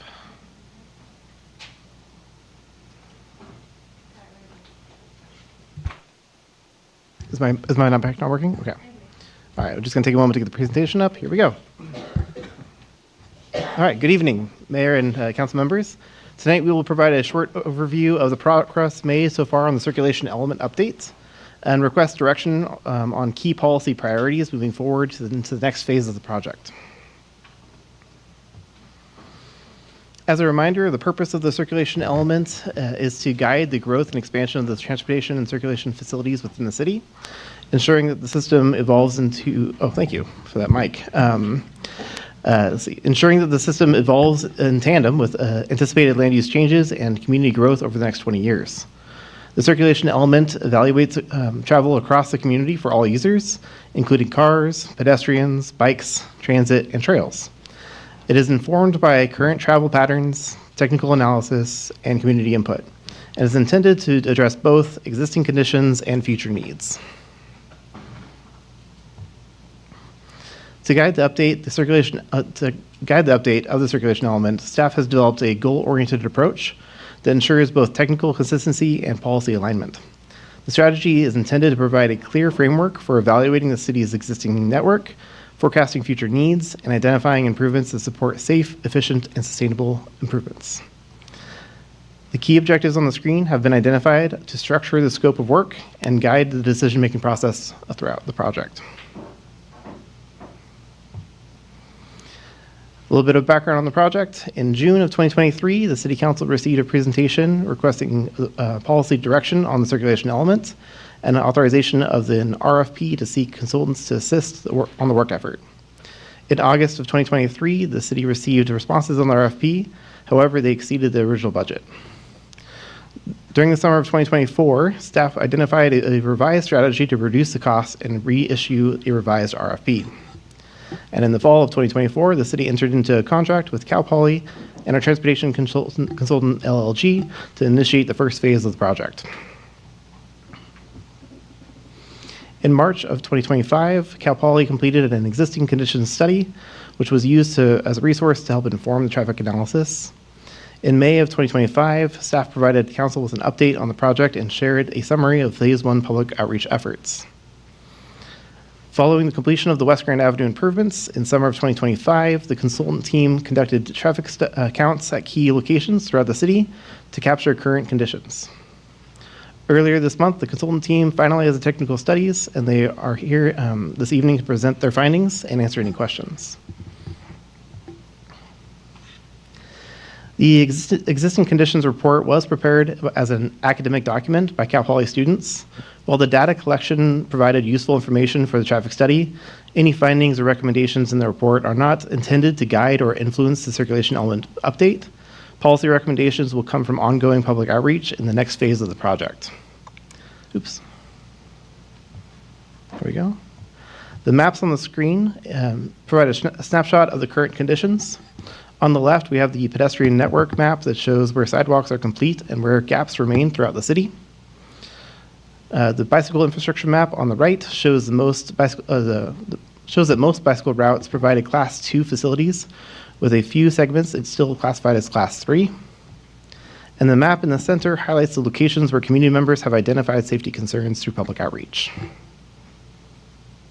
This is all included in the report. The consultant team will provide a more detailed presentation on the technical studies, but here's a quick overview. The level of service study shows that the city's roadway network is operating efficiently under current conditions.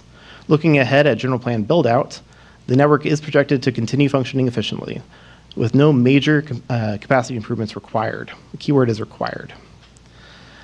The vehicles miles traveled study indicates that residential and employment-oriented development falls below the significance threshold, while retail and commercial uses may have increased regional travel impact. As identified in the report, staff is seeking policy direction to guide the next phase of the project and to get a sense of the council's priorities. All of the policy themes shown on the screen will be addressed as part of the project. However, identifying the council's top priorities helps staff focus public outreach and policy development efforts. During council discussion, please identify the top 3 to 4 policy themes. If there is consensus, great. If not, staff will make note of individual priorities and inform the next phase of the project. Now that the technical studies have been completed, staff will schedule a meeting with the advisory group to review the findings and begin drafting the initial study and evaluation of the environmental impacts. Once the environmental review is complete, a draft of the circulation element will be prepared and released for public review. The Planning Commission will review the draft and consider public comments. The Planning Commission's recommendations will then be presented to the City Council for adoption and forwarded to the Coastal Commission for certification.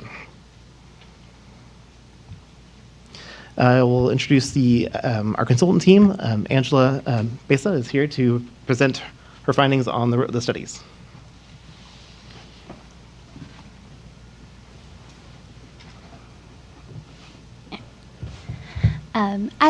As Kyle said, hello, my name is Angela Besa. I'm a transportation engineer with Linscott Law and Greenspan, or LLG. We are the city's traffic consultant on the technical studies for the general plan element update. I'm here tonight with our principal, Zohar Saeed, as well. So we are here to answer any questions that you might have. So just going through a quick quick understanding of what the project was, is we looked at general plan build out with the development per the 2022 land use element. And that includes the development of the 3 larger areas of Northeast Grover Beach, the 13th Street corridor, and the Strawberry Field. The traffic model was refined to include the development of these parcels, as in addition, a list of projects that are either under construction or undergoing building permit review was provided by city staff, and it was also reviewed to verify their inclusion in the traffic model.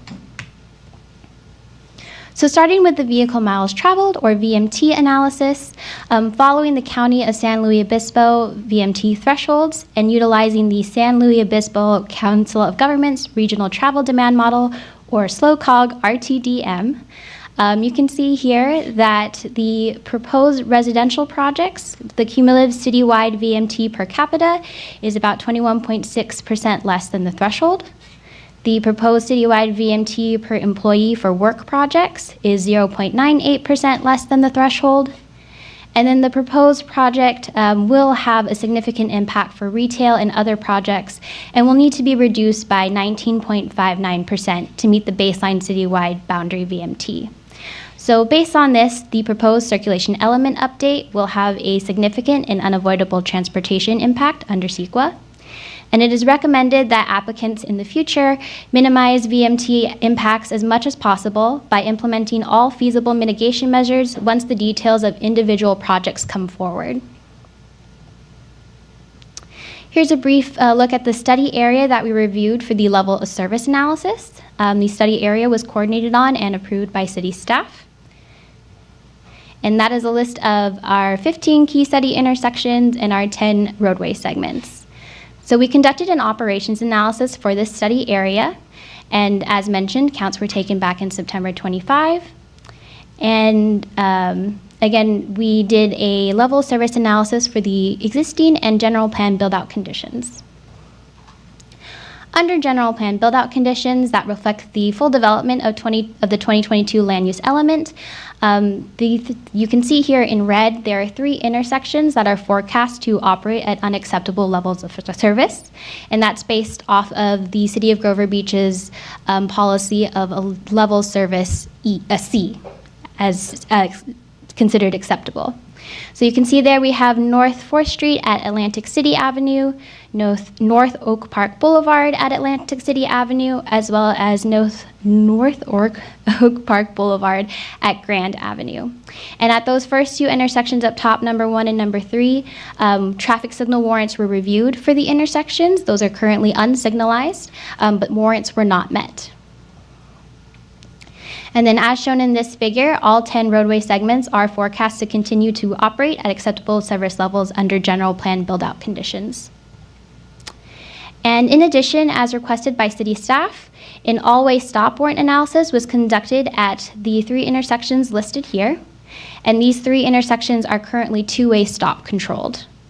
So based on the existing traffic volumes, the existing pedestrian bicycle data, collision history, and current intersection lane geometries, none of these criteria have been satisfied for these 3 intersections, and therefore installation of multi-way stop control is not justified at these 3.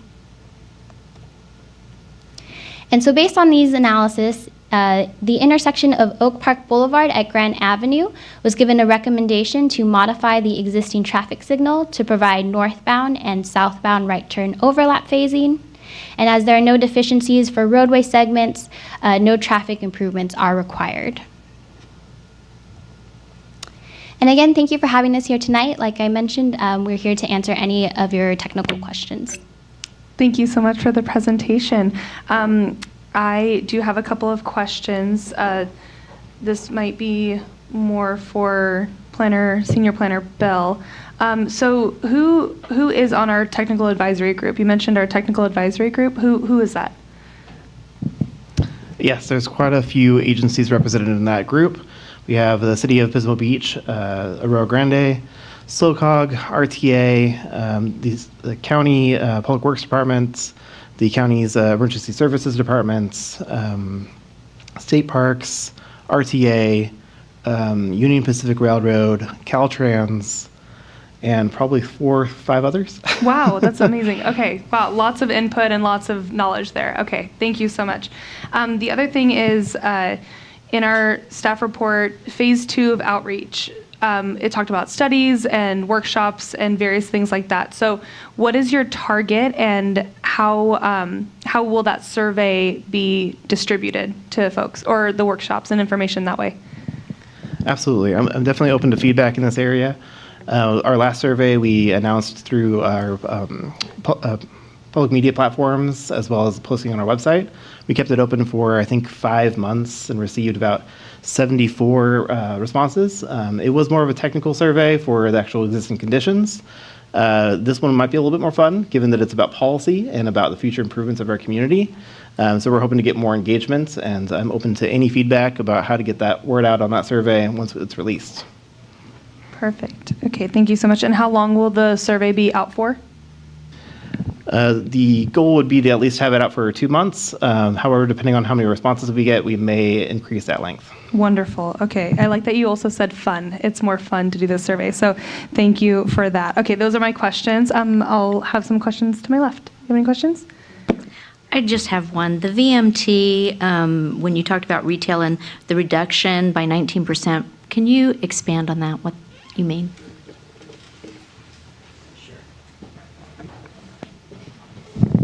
Good evening, Mayor and council members. Yes, the VMT mitigation, that's when projects come in for retail, like hotels and commercial, you have people driving in from further because of the beaches, so that's an impact. So when you have individual projects that come in, they should do a VMT analysis standalone by themselves, and the mitigation will be based on when they come out with the design elements.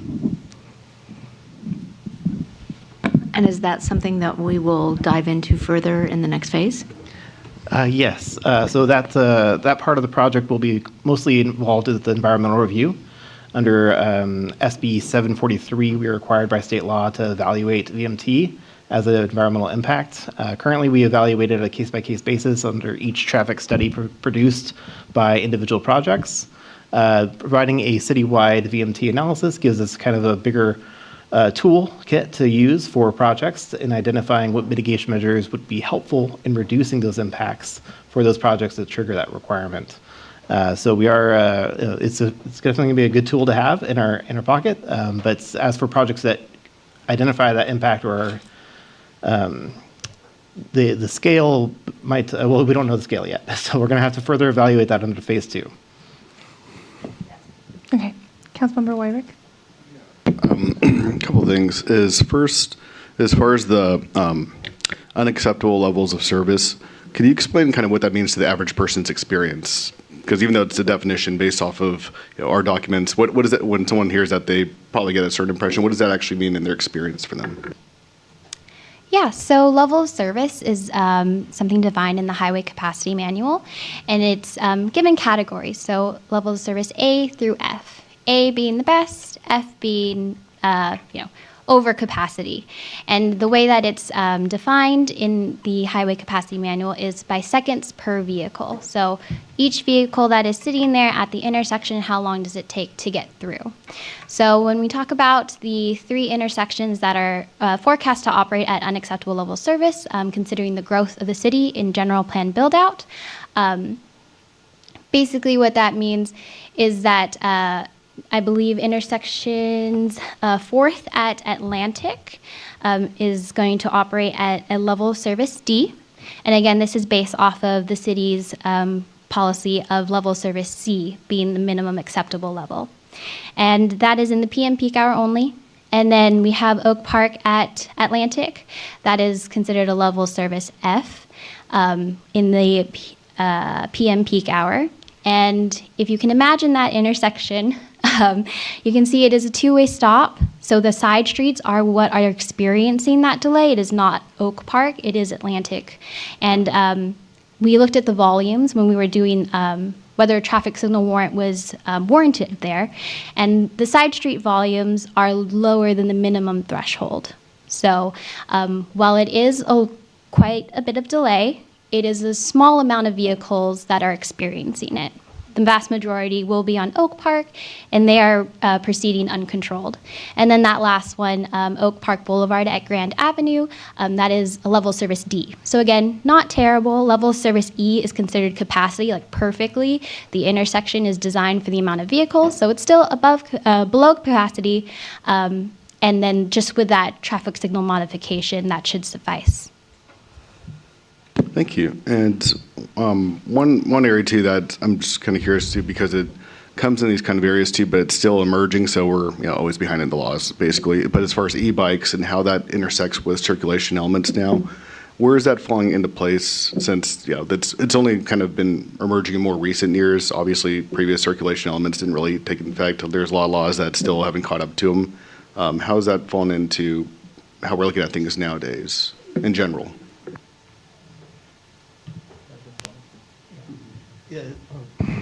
That is going to be mostly policy driven, and there are quite a few trends throughout different cities that are addressing this issue. As part of the traffic study and traffic counts, that was not an item that was identified for the technical analysis, but we will certainly look at that in the second phase of this project. Perfect. And one other thing too, and it's just more of a, probably to ease a few people, when it comes to the general plan build-out conditions, since the staff report and was reflected there too, as far as the Strawberry Field area, our beloved area that, opening day, and people, love their strawberries, is, even though it says that, the city assumes for its 2022 land use element, that development of remaining larger undeveloped areas like that too, the circulation element, it's not like it's pushing that those areas are going to be developed basically too, right? I mean, it's just areas that were identified as basically larger open areas. Absolutely. This document's mostly about internal consistency. So in order to reflect the language of the land use element, the circulation element considers those as part of the build out. Thank you. I know that'll relieve a few people if they ever read that thinking, wait, we're going to lose our strawberry field? Nope, that's not what this is. So thank you. Good clarification. Questions, am I right? Okay, so that's it for all my questions as well. So we will now open for public comment on this item, and I only have one speaker slip. David Swift.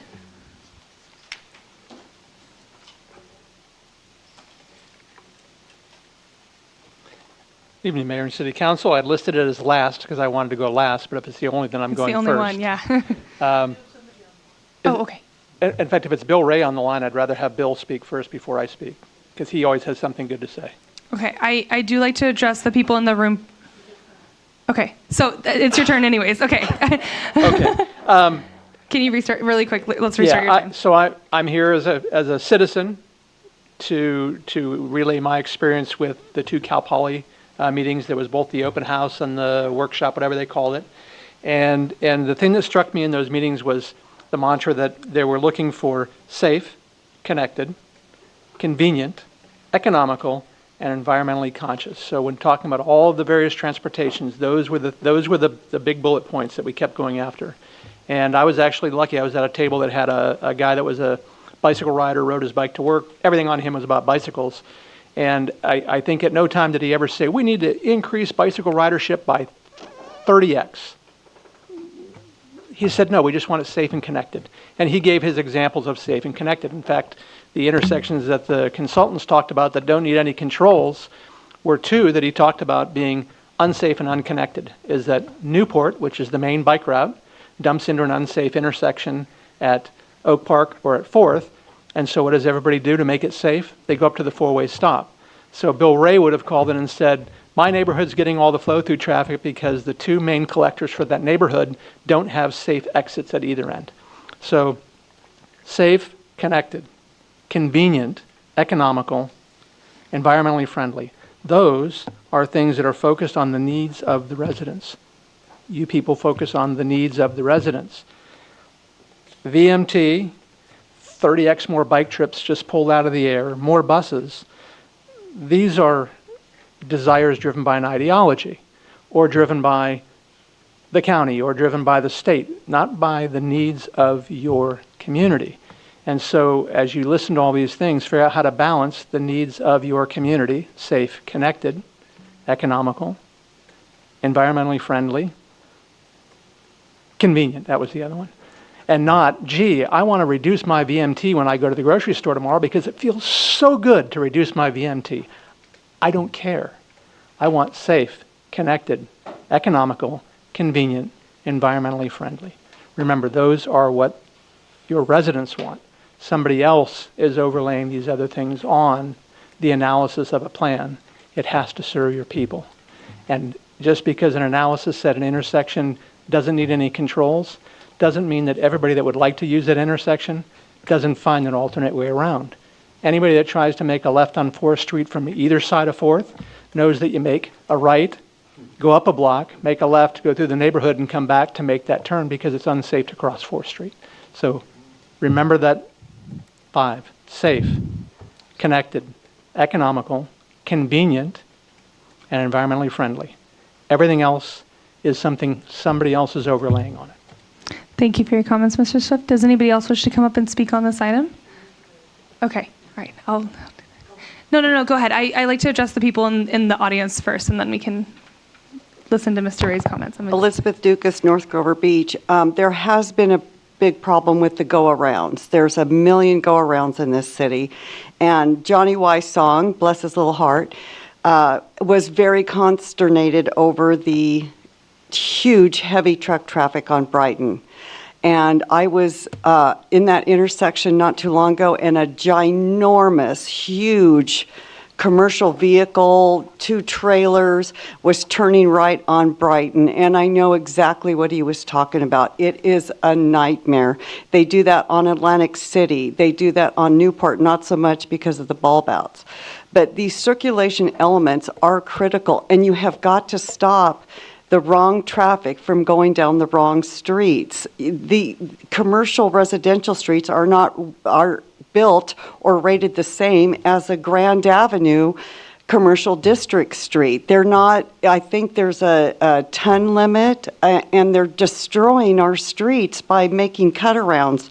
And also, if you think that you're going to get a bus route again in North Grover Beach, think again, because the last time you tried to increase the bus route into North Grover, this council chamber was full, and nobody consulted them either. We had a lady crying up here because the buses were insane.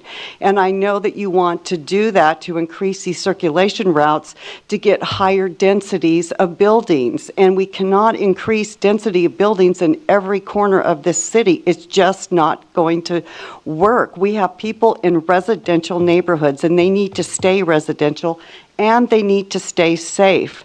So if you want to be proactive, start going out there and looking and listening to your people. Johnny Wysong called you so many times, and he told me you didn't call him back, or it was sporadic.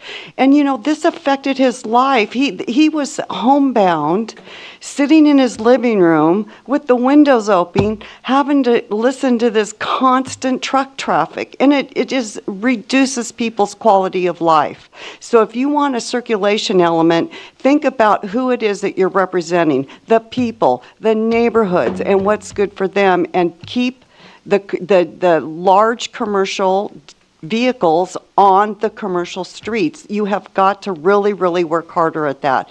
And why are these huge commercial vehicles going down residential streets? It just boggles my mind. These trucks are so huge, he could barely make it down the street. There was no way any other cars could maneuver around them. It was really, really tragic. So please think about the residents first. Keep business, resident, and you have to have different levels of densities. Thank you. Thank you for your comments. Does anybody else wish to come up and speak on this item? Seeing nobody come forward, is Mr. Ray on the line? Good evening, council. Good evening, city staff. Well, I've been trying to work on circulation issues in East Saratoga for the last 6 years. 2 mayors, 2 police chiefs. It's been crazy. I've tried to provide some very limited data to the city staff, and actually asked to meet at their place or mine. I'll bring Jamba Juice, whatever. I kind of got ghosted. So here's the bottom line. What can the community do to get a couple stop signs installed? And that's the question that's been asked for a long time. And I know there are other council members who have traffic issues in their neighborhood, but this has been a 6-year project for me. And by the way, Dan Rushing was the only person to come to my house and look at my documents. But he's gone. Bless the guy. Also, I'd like to know, we see that the study that we paid for. Also, there was Cal Poly with their Ramona Garden, I call it a pajama party. How much did that cost the city? Thank you, guys. Thank you for your comments. Is there anybody else on the line? Okay, thank you very much. I believe the last call. Okay. Then I will now close public comment on this item. Oh, well, okay. Got it? Okay. All right. I will close public comment on this item, bring it back to council for questions and deliberation. So a couple of questions. When the Cal Poly students came to do our workshops, what cost was that to the city? There was no cost to the city. Thank you.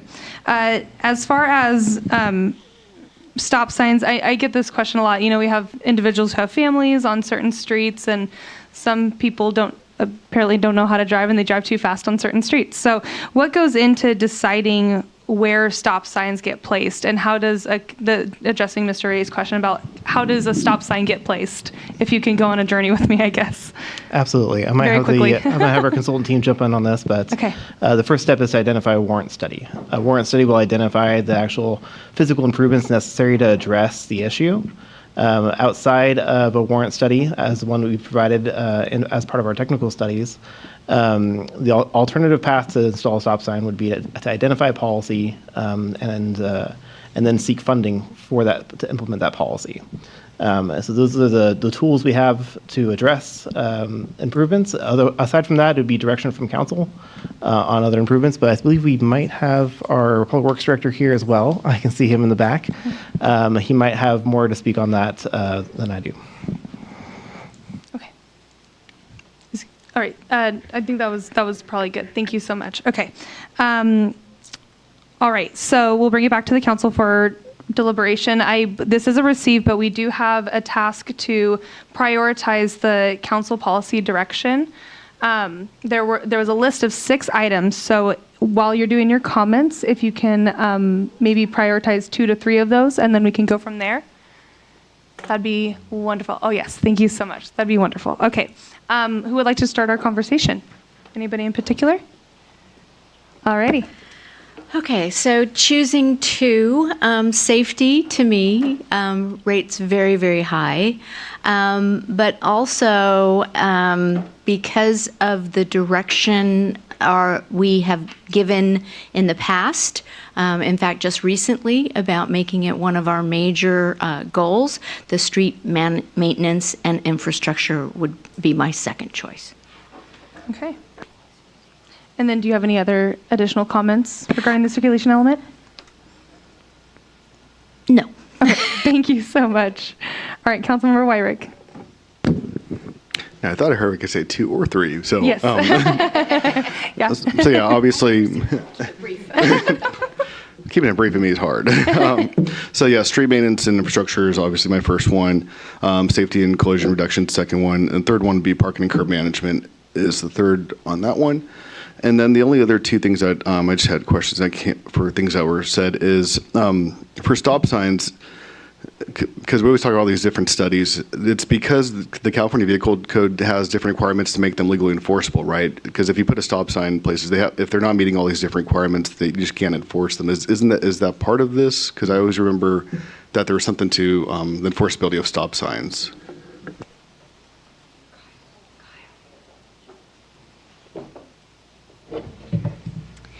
Yeah, so for this particular analysis for the always stop, when we were looking at the current 2-way stops and converting them to always stops, we utilized the California Manual on Uniform Traffic Control Devices, or California MUTCD, which you're correct, does go hand in hand with the California Vehicle Code. And so when looking at those, just for everyone's knowledge, there are basically 5 warrants to look at when converting to an always stop. That would be crash experience. So within a threshold of 5 or more in a 12-month period, or over a 36-month period, 6 or more, in which an always stop would be correctable. And then you have sight distance, of course, the layout of the intersection, if you're looking left, if you're looking right, can you see vehicles approaching?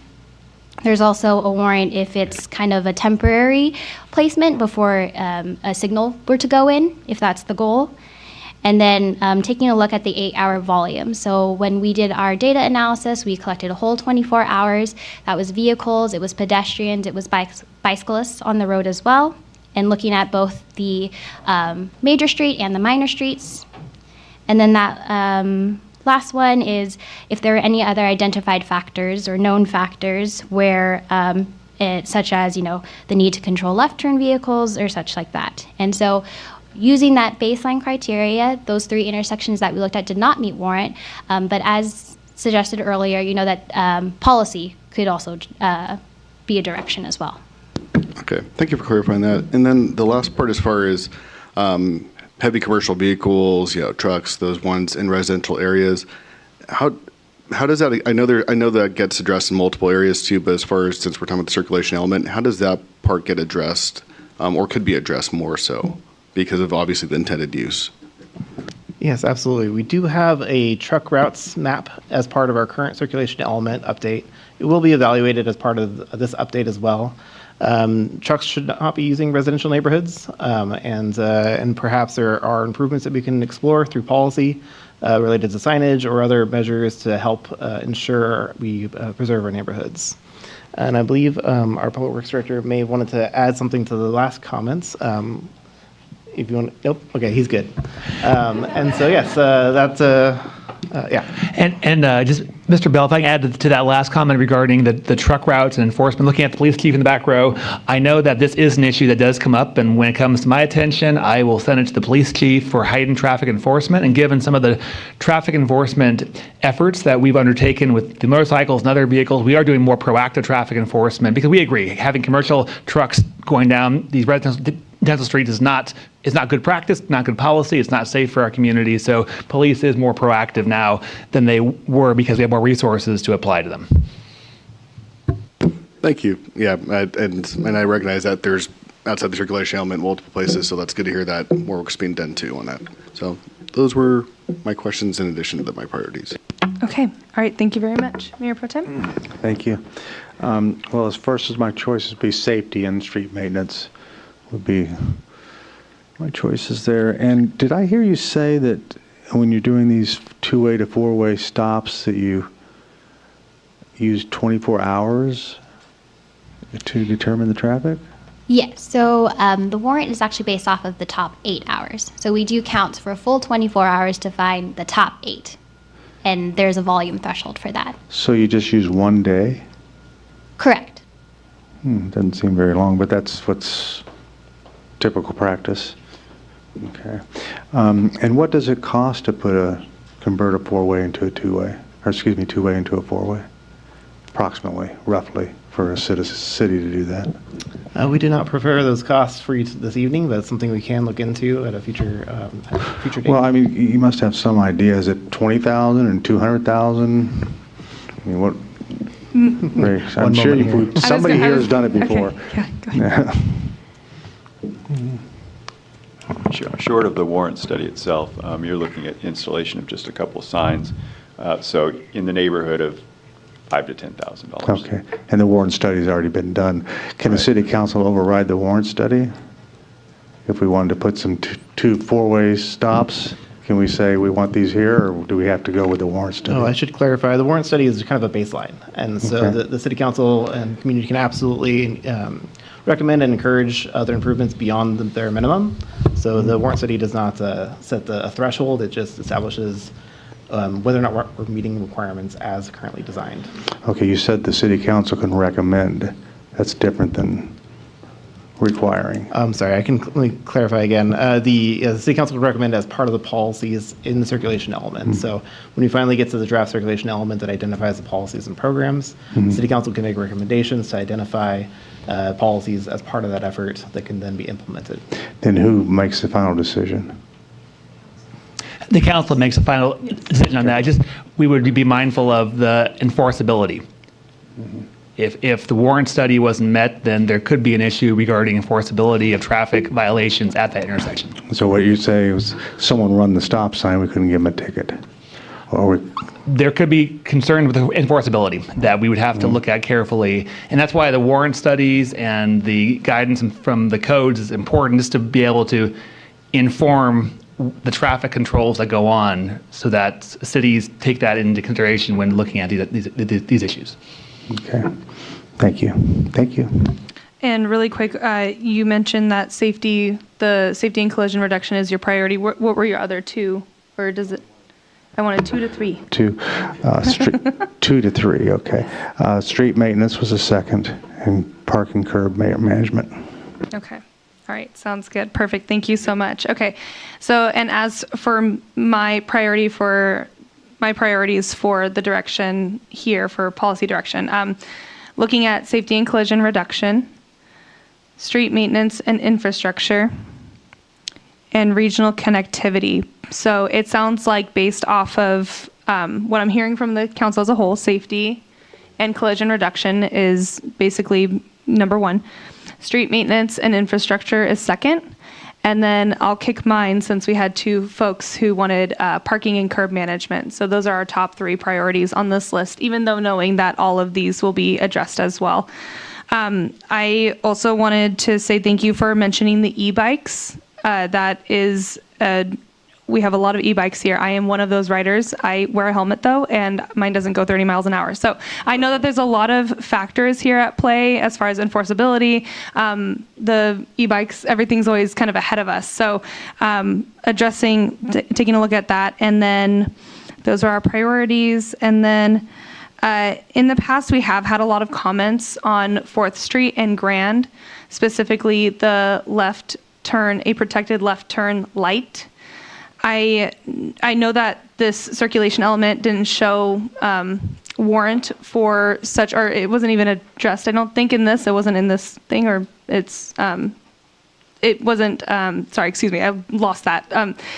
It didn't show warrant for that change, but I wanted to get council concurrence if there was interest to bring back some data or numbers on, if that were to happen, what would that look like if we were to add a protected left turn light on going onto Grand Avenue from 4th Street, because I know that that's been a comment that's come up in public comment many, many times before.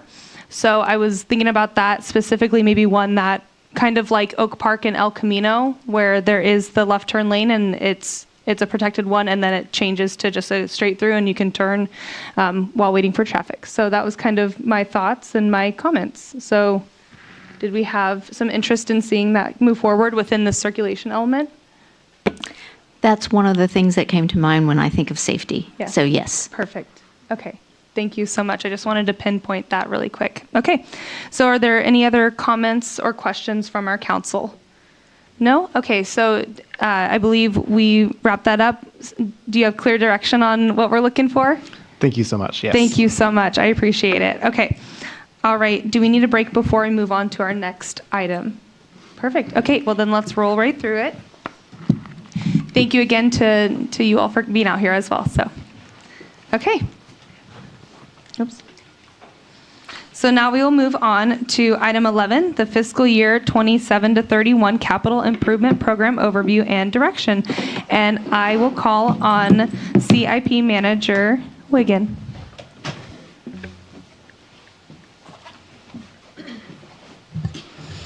Thank you, Mayor and Council.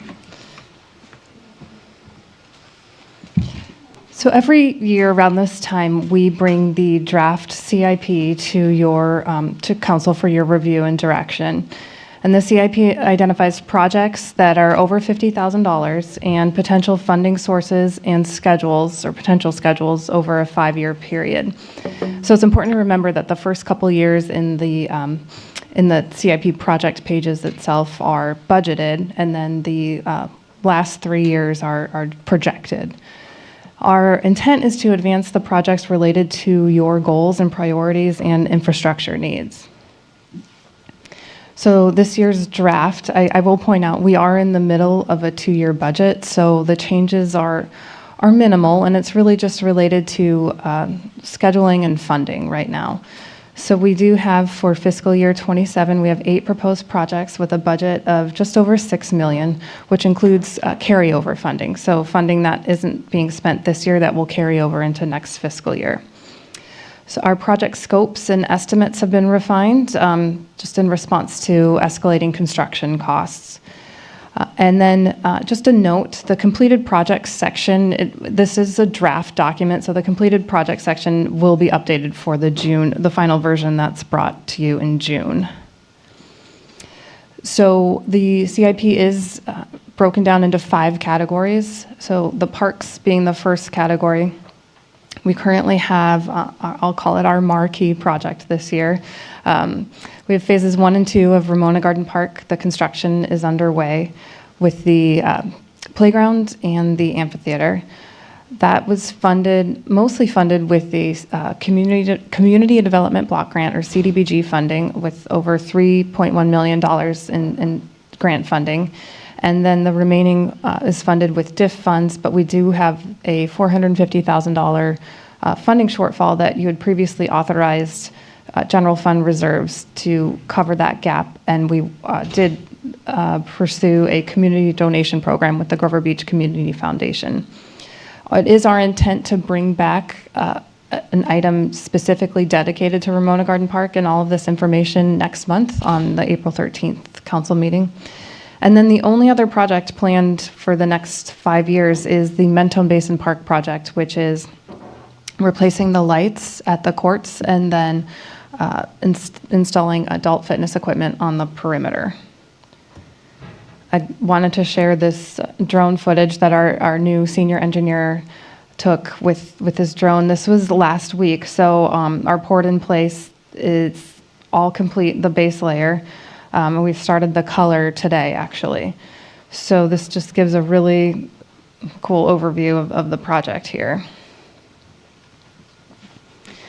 Moving on to our next category with the public buildings and facilities. We only have 1 project funded in this category just because of lack of funding. Back in 2023, if you recall, we did have a facilities conditions and needs assessment that was done. And it was determined that essentially the community center is at the end of its useful life, and along with the Public Works Corporation yard. There are some significant deficiencies here at City Hall and the police department.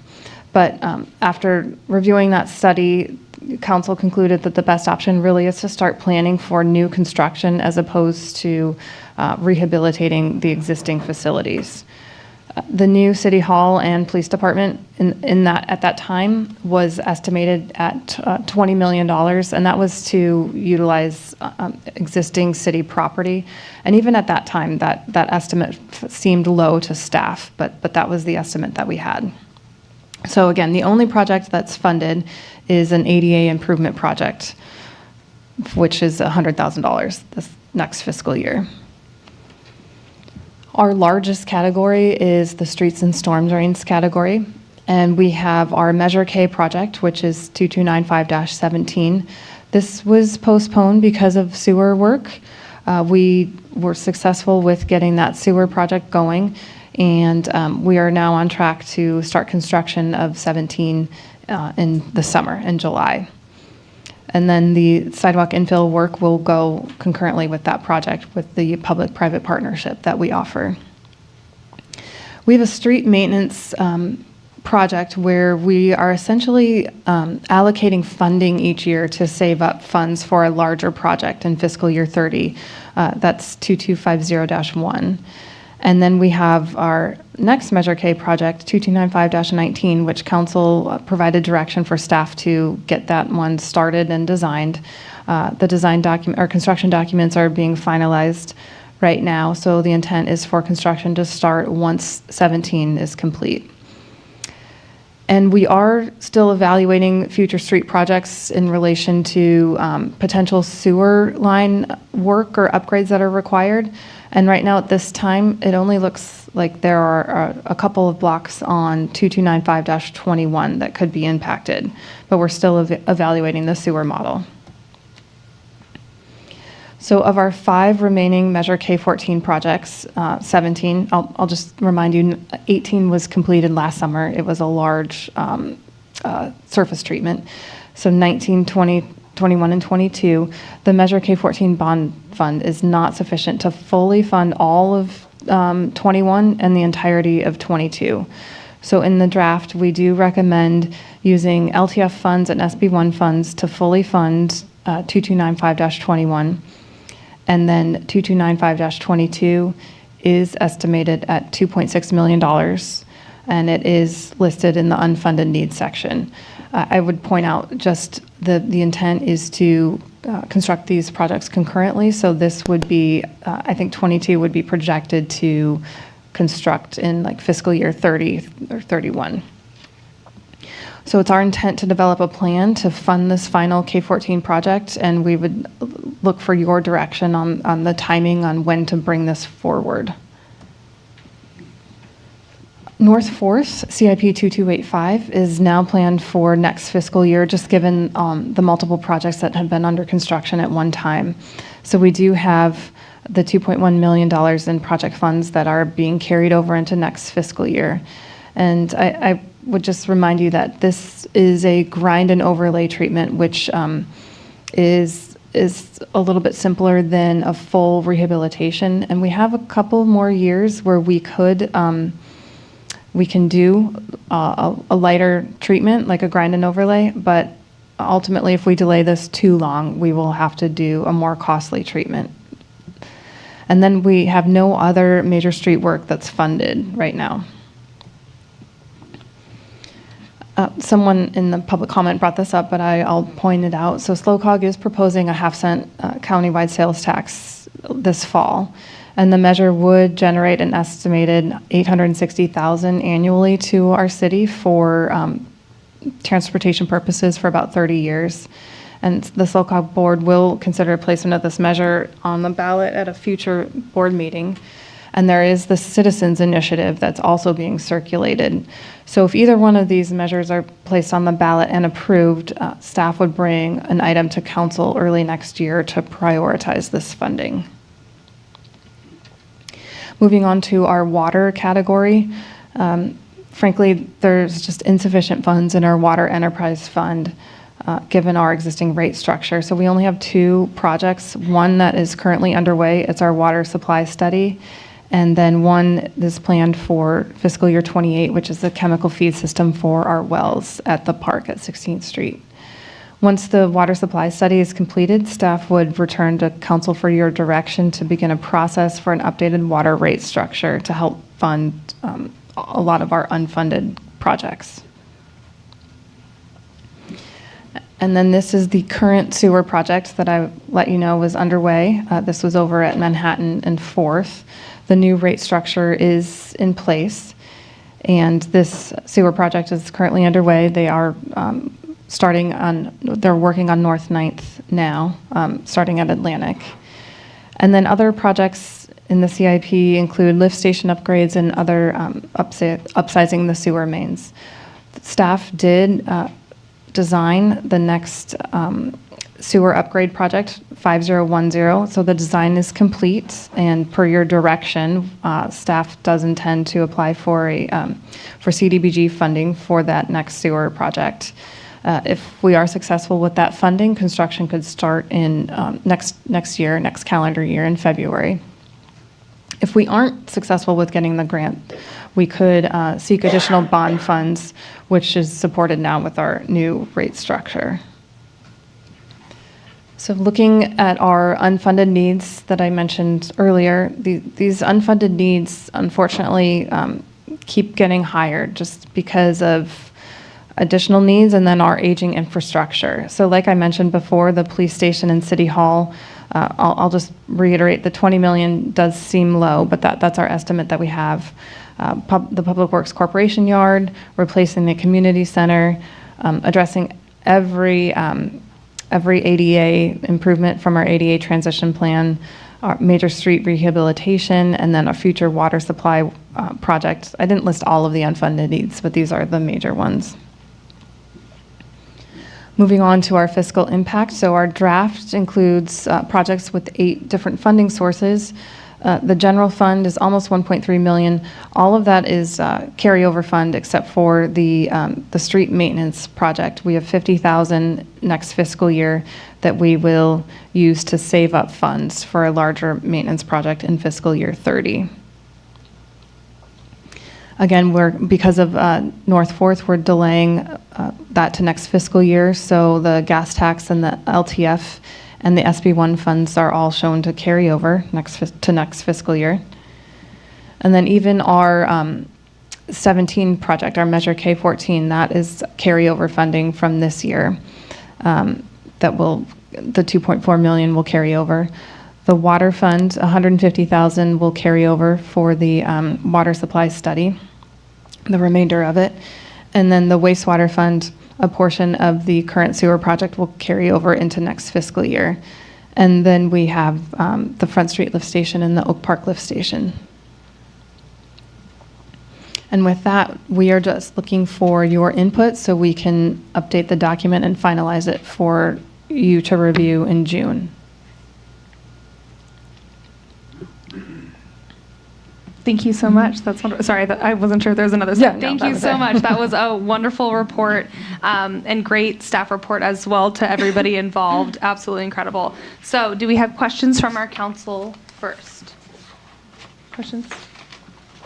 Yeah, one thing too that I'm just curious, it just came up when I was watching the presentation, so sorry I didn't ask anyone earlier about this, but as far as our, when we update our CPI index stuff, how often does that happen? I know it's kind of up to different places. It's just something that I was curious on because, I don't know. Do you mean in the budget or?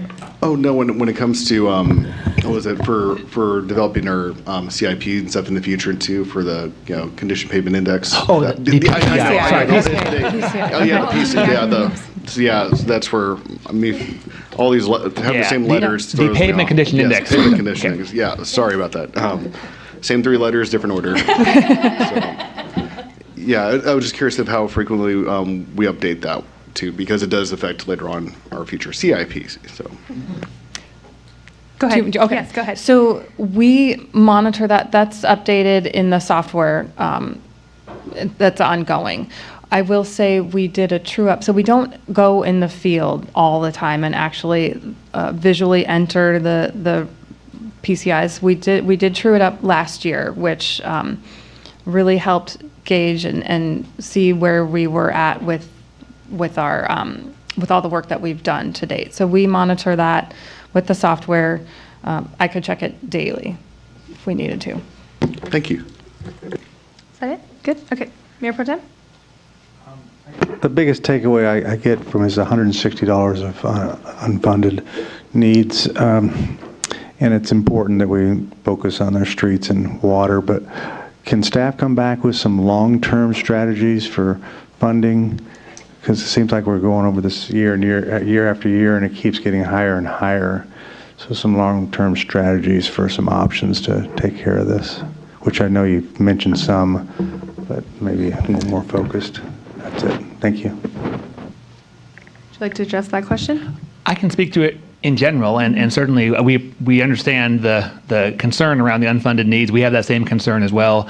I think just breaking it down a little bit, $40 million is our current estimate for some kind of water supply project or need. That's a very general number, and our intent is that through the water supply study we're doing now, we would really refine what that need would be, what the cost would be, and that would come to your council later this year to inform future deliberations regarding the water fund. Beyond that, the biggest bulk of needs really come into 2 different categories. One is major streets and other street repair needs. And South 4th Street came up earlier this evening. We estimate that's a $9 million need because there is significant drainage improvements that we have to make there on top of the roadway improvements. Any roadway improvements we make there without the drainage improvements would just be wasted away within a matter of a couple of years. And that's happened before when we've tried to do some spot patching there. So that's a fundamental rebuild of that street. And we are seeking grant money. Ms. Wiggin has taken the lead on securing some grant dollars. A SLOCOG or countywide measure may help with that. But then beyond that, we have $13 million of unfunded major street needs as well. And right now, there is no funding source identified for those. So those are some big holes we have to fill. And I think lastly, facilities. We have shared those numbers with your council, and council is well aware of what those challenges are. We just don't have that as a funding source at this point. And right now, it's not a top priority for our city. So it's one that we would propose we still monitor, we still work on, but then bring it back to your council over the next 2-year budget cycle to see if there's some degree of funding that can help get started in that area. But those are some big numbers and some big needs we have. Thank you. Any other questions? No? Okay, well then I will open up public comment on this item. I do not have any speaker slips, so if somebody would like to come up and speak.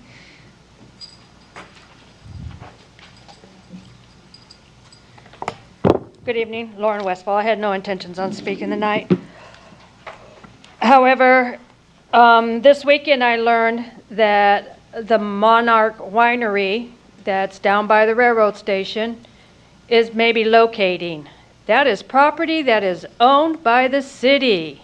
Money, money, money for the new police department. Sell it to the railroad station for them so they can use it to build a bathroom for all the imaginary people that are going to be traveling the trains to come to Grover. Oops, wrong notes. Public work yard is considered a priority over the police station. Majority of the city vehicles are leased. The work is contracted out. So let's switch that priority because it's a maintenance yard. And you guys have done several thousands and thousands of dollars on doing whatever you do over there. But switch it to the police station. You guys can do a second story. Since you guys changed your zoning, you can make a second story on these 2 buildings. City Hall on the bottom, police station on the top.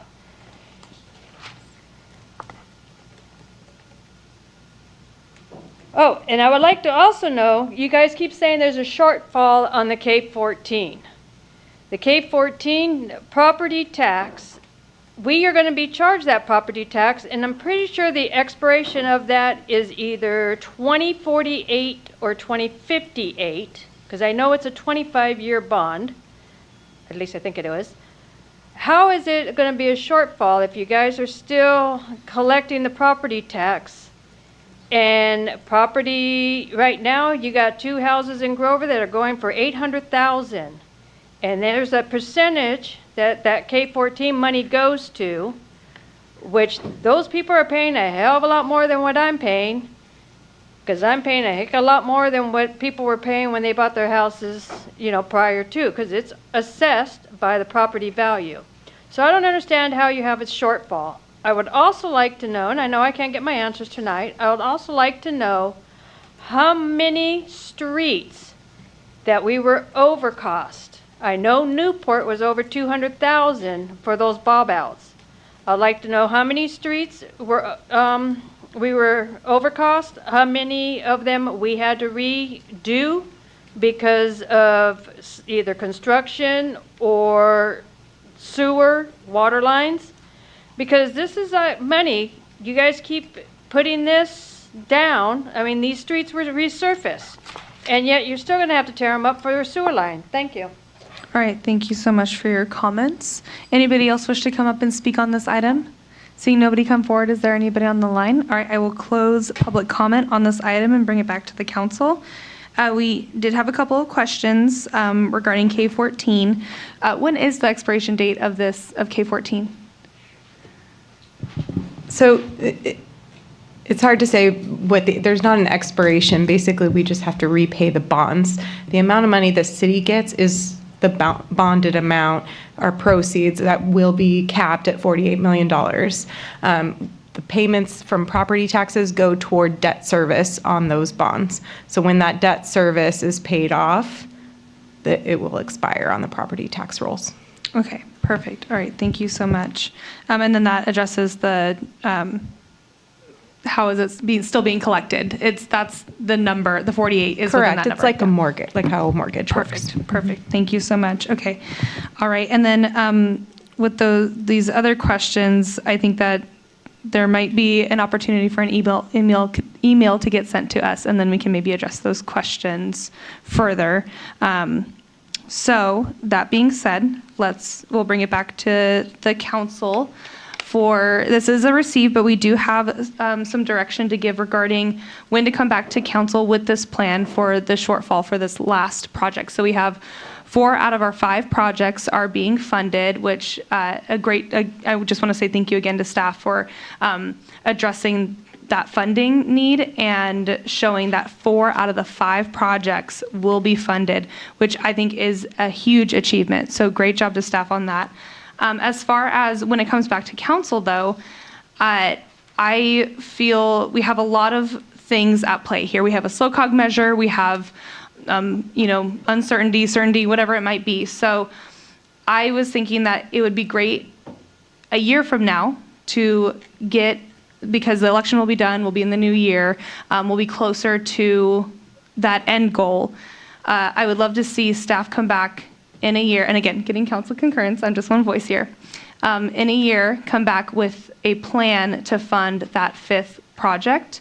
However, I would love to see a benchmark. So maybe halfway, 6 months, sometime in the fall, if we can get a report on how we would be able to fund this, because I don't know, maybe SLOCOG doesn't go through. I would just love to see an update in the fall for as far as, and it could be a small update, something just saying that we're working on it, to see how we're going to address that shortfall. So those are my comments and what I would love to see if maybe we have agreement amongst the council.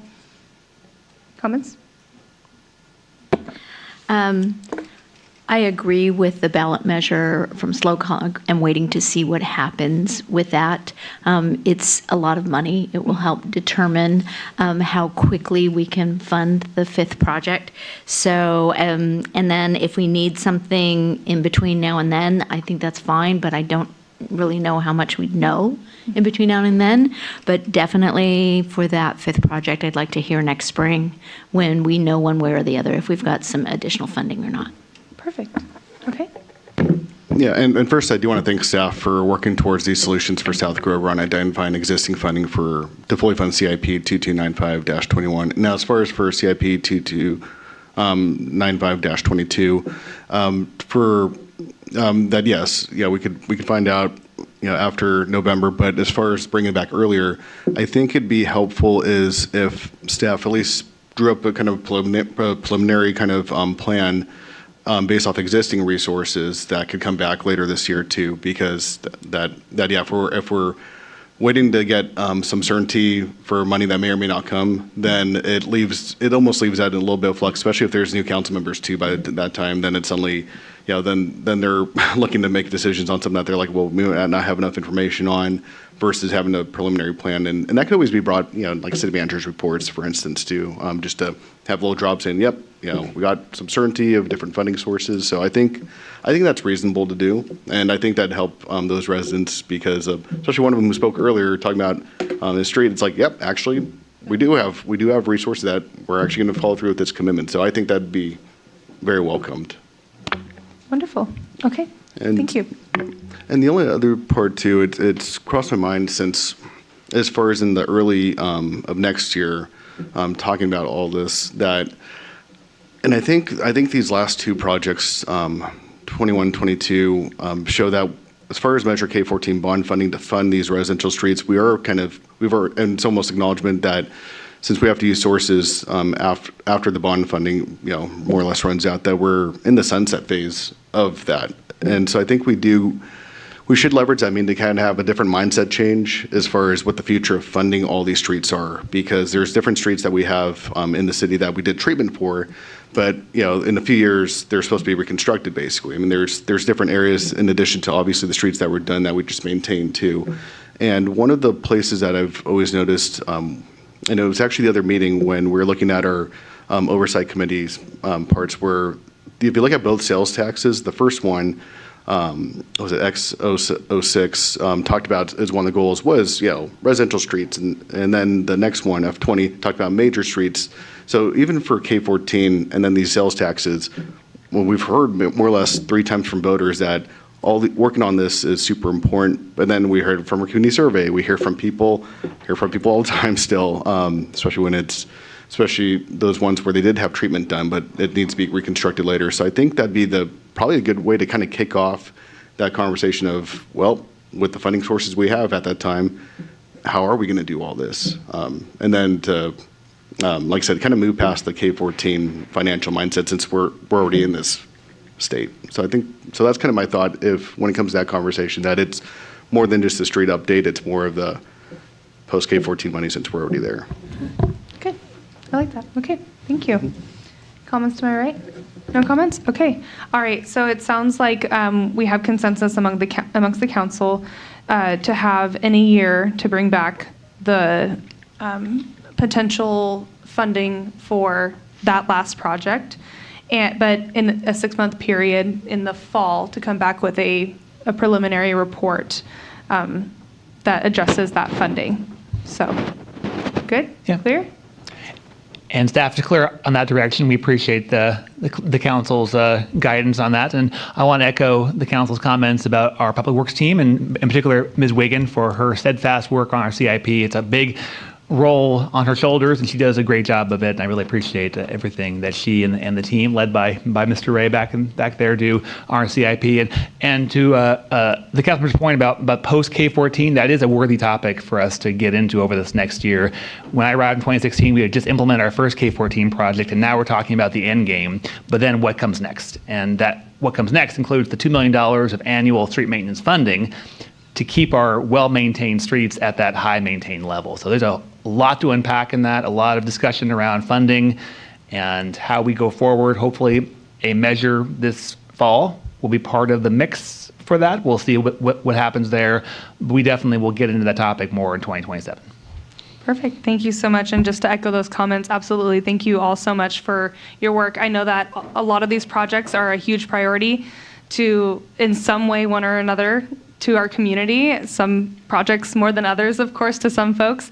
But I just appreciate you all thinking strategically, efficiently, and with our community in mind, because it truly shows with these projects, it truly shows that you care about our city and you care about what happens here. So thank you for keeping it going. So I appreciate that. Okay. All right. Now moving on, we will go on to council committee reports. So I will call on Councilmember McCory Driscoll. I'm actually going to defer one of the meetings. We do have a new 3CE annual report, but Matt also serves on one of the commissions, and he attended last week, so I'm going to let him report out on it. Sounds good. All right. Yeah, we have Councilmember Wyrick. Yeah, I got a couple to report. So last Thursday, March 19th, I attended the Community Action Partnership of San Luis Obispo County, aka CAPSLO, Board of Directors regular meeting. In addition, doing some routine business and adopting changes to our human resources HR manual and adopting this agency-wide budget.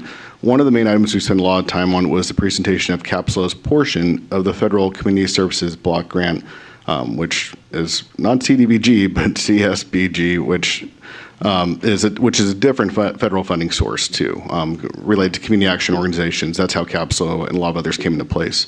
So going through that presentation, one benefit for CAPSLO is that it is one of the first community action agencies in the state to have an agency-wide database with an unduplicated count. So it made this reporting a lot easier. And for the count in 2025, 28,726 of the low-income residents, most of them are renters, about half of them that were known to add insurance mainly through Medi-Cal, Region SunCal, and twice as many of them were working full-time jobs compared to those who were counted as unemployed. And just kind of some of the numbers they threw that were helpful to get a sense of the programs that were being done. That were notable. It's 140 veterans were served with case management in San Luis Obispo County, 251 homeless households found a home, over 1,600 people are about received free weatherization, which a lot of times when we talk about weatherization, we're talking about mobile homes too.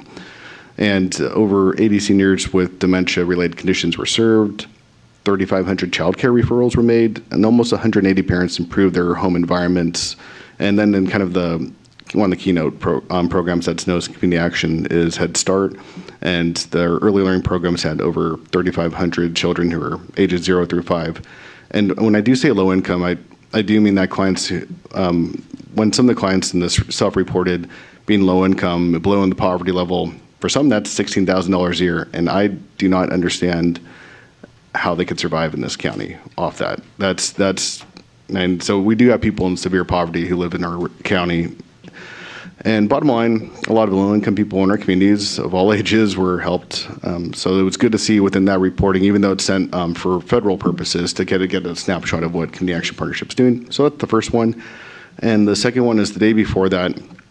On Wednesday, March 18th, I attended the County of San Luis Obispo's Homeless Services Oversight Council, aka HSOC, their annual listening session, and their regular meeting as Councilmember Tugwell's alternate. And the annual listening session is not just for HSOC members, but many members from community agencies, service providers, advocates, those who use services, members of the public to provide input where they believe the greatest needs for HSOC to look into. So there was a whole room of people, and they went through different exercises. But when it came to the main business for HSOC that day, we talked about the state government's Homeless Housing Assistance and Prevention Program, aka HAP.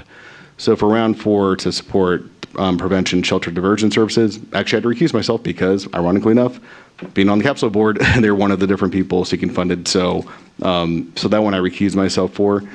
And then we did have 3 votes later on too, as far as just general parameters for the state's Emergency Solutions Grant, and then HAP round 6 for the first disbursement, and HAP round 5 for the second disbursement. And the second disbursement did have some changes from the staff's recommendation, because when we talk about prevention programs like street outreach, it turns out that HAP was the only way to get funded through round 5, not 6. So there was different.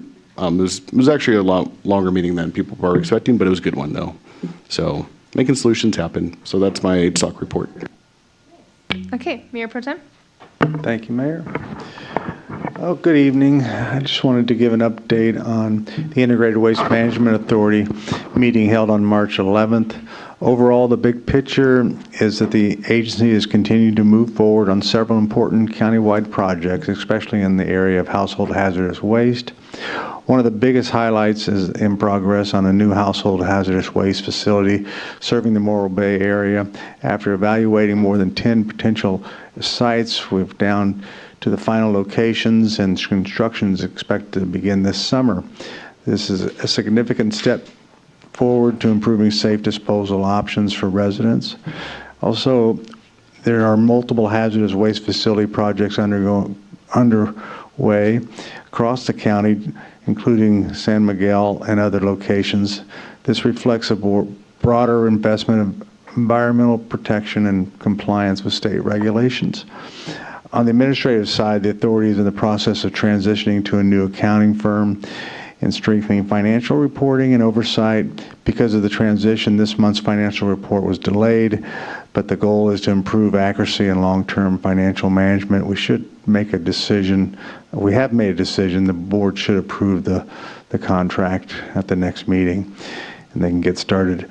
We also continue working on a 5-year strategic plan, which outreach to cities, schools, businesses, and other stakeholders to help guide future waste and recycling efforts and countywide.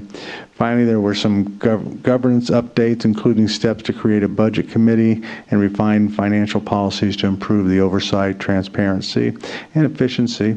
IWMA also has a new administrative analysis we just hired, which will help with operations, although we're still managing some staffing gaps, missing a couple of people and someone out. But overall, the authority is making steady progress in infrastructure, planning, financial management, and a strong focus on long-term sustainability. That's it. All right. Thank you. Thank you so much. And then I did not have any committees for these past 2 weeks. So we will now go on to council communications, and let's address some of our general public comment. And also, really quick, a few meetings ago, we had a general public comment regarding a specific check that was voided, and some other various checks. There were questions about checks, and I was hoping that you could please address them on the public record. That I believe we answered them, and I would like them on the public record, please. I would need to locate the email we sent. I don't have. Would you like me to come back to it? That's fine. The information that we did send to the individual indicated that we will void a payment, a check payment, if it's not received by the vendor within 4 weeks of issuance, sometimes sooner if appropriate. And we did have some reissue of payments for Pappage Construction for a retention payment on the West Grand Avenue project. So that's a standard business practice where if the check hasn't been cashed, then we'll work with the vendor to stop that payment and void it and reissue the check again. And sometimes that can happen on different occasions. With the many vendors as we have on different projects and services, we do have that coming up on a regular basis. Okay, thank you. And can you address the question about I don't want to call them missing checks because they're not necessarily missing, they're printed on a sheet. Correct. If on a check, the description goes over to a second page, this system, our ERP system, issues a check number for that second page, but it's not an actual check. Those checks are often reissued on the same number. Okay, perfect. And can you clarify what an ERP is? Sorry, Enterprise Resource Planning. Thank you. Yeah. Thank you. Perfect. Okay. The next thing is we had public comment today about an application to explore proposal to amend our local coastal program for scenic vistas and was asking council direction, but I actually believe we will be addressing this on the 31st. So technically we don't need to direct you because it's already been directed. That would be staff suggestion, because this will be one of the topics brought up next Tuesday at the joint meeting between the City Council and Planning Commission, the topic of coastal view sheds and how the LCP process works. So this will spend some time going into that information and what's involved in that. There is quite a bit of process involved in that. And so we'll go into that more in detail with the staff report and then a presentation next Tuesday. So if on the 31st we weren't doing the 31st, for example, and we wanted to approach this, we would ask you to come back with an item and then we would ask you to come back with an item and then we would discuss it. But technically that item's kind of coming back anyways. Yeah, and actually, I thought at the last meeting when this was brought up, I did actually ask if it was going to be in our March 31st meeting, and it was confirmed it was there. So, Yeah. so it is there. Yeah. Right. Correct. Okay, and that's why I thought it happened. So, for clarification, I think that's Perfect. Thank you for that clarification. Okay. And then let's see. Okay. I think that's actually, yes, good. Okay, thank you. I just wanted to get that clarification. Okay, so on to the rest of it. So Councilmember McCory just, sorry, I was just trying to find where I was. I know, you're checking all your notes. Yes, exactly. I just want to, there's a couple things that were brought up tonight, long-term strategies and facility and our needs for facilities. I want to echo my support in that we do need a new police department. I want to echo that we do need some sort of long-term plan. I know now's not the time. We've got a big planning meeting coming up, but I'm hoping that at some point during at least my term up here, that we get that as a real conversation. So I just wanted to share that I hear everyone, I agree. Our police do a magnificent job, and I would, if it were up to me, I'd build you a new building tomorrow. So just want to share that. And the other thing, I hesitate, but I really feel I need to just say something real quick. I just want to clarify that no one has ever asked me to do something or not do something as far as city staff goes. I've never been asked, I've never been told what to do or what to think. And I hear this occasionally from the community. And I just would like, as a city council person, to say, no one has ever told me what to do, suggested what to do, asked me what I should or should not say. That has just never happened in my short term up here, and I just wanted to share that. So I'm done. Okay. All right. Thank you. Councilmember Wyrick? Yeah, just a few things since our last meeting is, so the Five Cities Homeless Coalition had their 11th annual Hope for Homeless golf tournament on Saturday, March 21st. I attend the barbecue, I don't golf. So that was my way of supporting them. There's plenty of teams that were golfing though, so it was good to see a lot of them kind of come at the end of it too and help participate and support a lot of the homeless, addressing homelessness and preventing it too in South County here in particular. So it's always good to see that happen. And then on Sunday, March 22nd, I attended the Filipino Community Center in Grover Beach's Chicken Barbecue fundraiser. It's always glad to support their work and making sure there's a strong presence of their continued heritage, especially since we're in a region that is pivotal to the history of Filipino Americans in the entire North America. And another thing, I attended on Friday, March 20th, the South County Chamber of Commerce had their ribbon cutting for Health Markets Insurance Agency, which is on Grand Avenue and Oak Park Boulevard on the right side of it. And it was also the grand opening too. So there's another insurance option. And it was interesting because they are a local Covered California provider where one of the people from statewide for Covered California came down for it too. So it was good to meet their local team and join with their family, friends, and others in the local business community. Officially welcome them there to our Grover Beach business community. And finally, on Saturday, March 14th, I attended Grover Tool and Rental, which their brand is GTR now, for their 50th anniversary event. So it's really cool actually to celebrate a local small business success, especially a milestone year. When I was talking to the owners who took over about 11 years ago, and then some of their employees who were around, I think it was over 20 years for some of them, it was interesting to hear kind of from the employee side, why they've stuck around for so long, the kind of work that they've had, the different interactions with customers, which they probably don't remember. I was one of them too. But a lot of the joys that have come from there too, but also on the small business owner side, because to be a small business is tough, especially pivoting through different changes and during the pandemic too. And they really talked about how they had to change things through.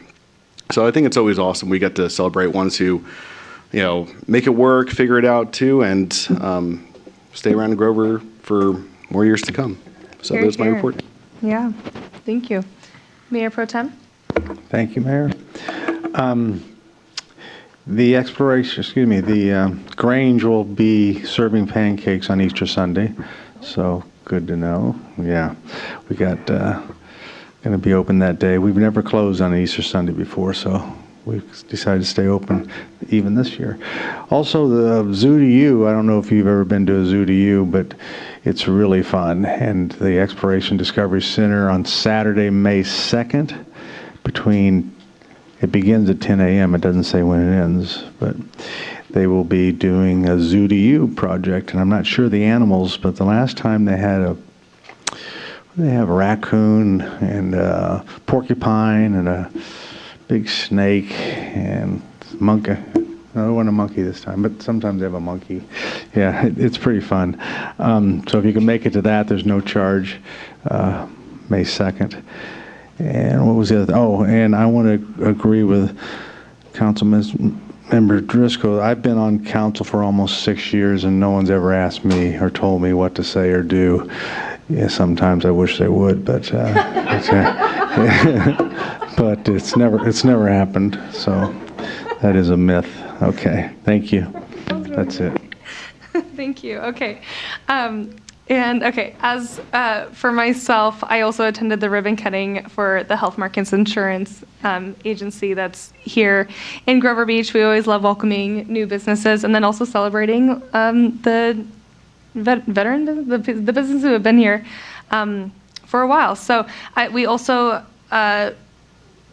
last Friday, the South County Chambers of Commerce held a Grover Beach business meeting where a few people came to it. We would love to have some more participation from our business owners and other representatives that just are part of our Grover Beach businesses. So would love to get that word out, and it was a great meeting. We discussed a lot of things. Our city manager made a wonderful report about what's happening in the city, including the streets, events, development, what have you, and then we addressed some questions. So it was a great morning. And then, like I mentioned earlier, I held office hours this last Saturday, and there were quite a few people there. And it was really nice to be able to just sit there and listen to our community and just hear past 3 minutes what questions they had, what concerns they had, comments. It was also right before this council meeting. So I strategically planned these for this reason, so that if there are any questions, if there are any comments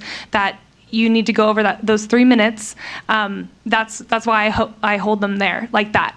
Is because it's an open space and you're free to speak. So I'm going to leave this more of this information for our city manager, but I'm excited for this Saturday for the Five Cities Fire Authority and Grover Beach Police Department open house here on Saturday at 10 a.m. It'll be very exciting, and I can't wait. So, but I'll leave it to you to tell the people more. So that's it for me. We will now move on to city manager's reports and comments. Thank you, Mayor and council members. Just a few items on my end. First, responding to the comment regarding Central Coast Community Energy that Ms. McCory Driscoll and I are both on. She's on the policy board for the elected officials. I'm on the operations board. We're representing the South County cities. We have a shared seat that rotates every few years. There's a lot that we could go over, but perhaps I could schedule a separate item at a later meeting to go over more of what they do. But this is essentially our Community Energy Joint Powers Authority that we are a part of. It's 5 different counties, 35 different agencies from Santa Cruz down to Goleta. And they're doing some really, really important work to help provide clean, renewable energy that comes into the grid and ultimately helps to achieve our renewable energy goals in California and in this region, and does so at a competitive price that people can choose to be in as part of the 3CE process. There's a lot more that they've been working on, a lot of energy contracts, trying to reduce the charges to customers over time through long-term energy agreements. There's a lot of different options for customers. So we'll schedule an item at an upcoming meeting to provide more information on what they're doing for our community and some programs that our residents and businesses can be a part of. But we are well represented in our communities through this effort. Beyond that, I wanted to talk about, again, the joint meeting coming up next Tuesday, March 31st, right here in the council chamber at 6 p.m. With the City Council and Planning Commission. Topic is housing and development issues. We are finalizing our materials for the meeting right now, and they'll be out earlier than the usual agenda window that we have in order to maximize the time for reviewing materials. There's quite a lot to this topic, and we want to make sure there's ample time for the council, the commission, the public to review the different documents. The 3 main topics of the meeting will be state housing law, the city's response to state housing law and current development activity, and then key policy issues for the council and commission to discuss. So those are the 3 main segments of the meeting, and we'll have a lot of information within each of the different categories, and the report will be very extensive. And so that'll come out very soon. Beyond that, as the mayor mentioned, we have an open house coming up this Saturday, sponsored by the Five Cities Fire Authority and the police department. It will be a joint event taking place at Station 2 with the fire station and our police station right next door. I think we're closing off Rockaway Avenue between 8th and 9th, or 8th and 7th as part of the event, and there'll be lots of activities for the family, chance to meet firefighters, police officers, featuring demonstrations, free hot dogs, popcorn, bounce houses. It's going to be a great community event. 10 o'clock to 2 o'clock this Saturday. I'm bummed I'm out of town this weekend, so I won't be able to be there in person, but I'll be there in spirit and look forward to a great event for our community. And lastly, just to highlight that we are hiring for different positions at the city, most notably our Public Works Director / City Engineer position. That is now out on the street, so to speak, and applications are due by April 10th. We're using an executive recruiting firm for this, and so that's where the information lies at peckhamandmckinney.org. We will be looking to interviews in May and hopefully have this person on board by midsummer. Really important position for us, and one that we're going to put a lot of time and focus into making sure it's the right fit.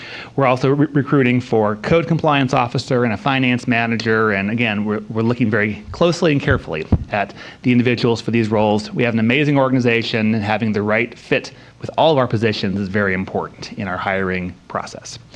And with that, I will pass. Thank you. All right, thank you. And I also just want to give a huge shout out and thank you for publishing the agenda for our March 31st meeting. Thank you for publishing that early so our community, and preparing it early so that our community can read it and we can all read it and we can come thoroughly prepared. So, all right, now we will move on to City Attorney's reports and comments, and why don't you lead us into closed session? All right, I have nothing to report.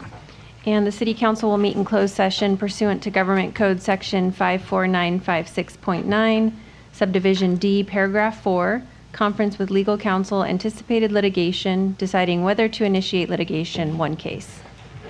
All right, thank you. I will now open public comment on this item. Does anybody wish to speak on this item? Seeing nobody come forward, is there anybody on the line? I will close public comment on this and we will move into closed session.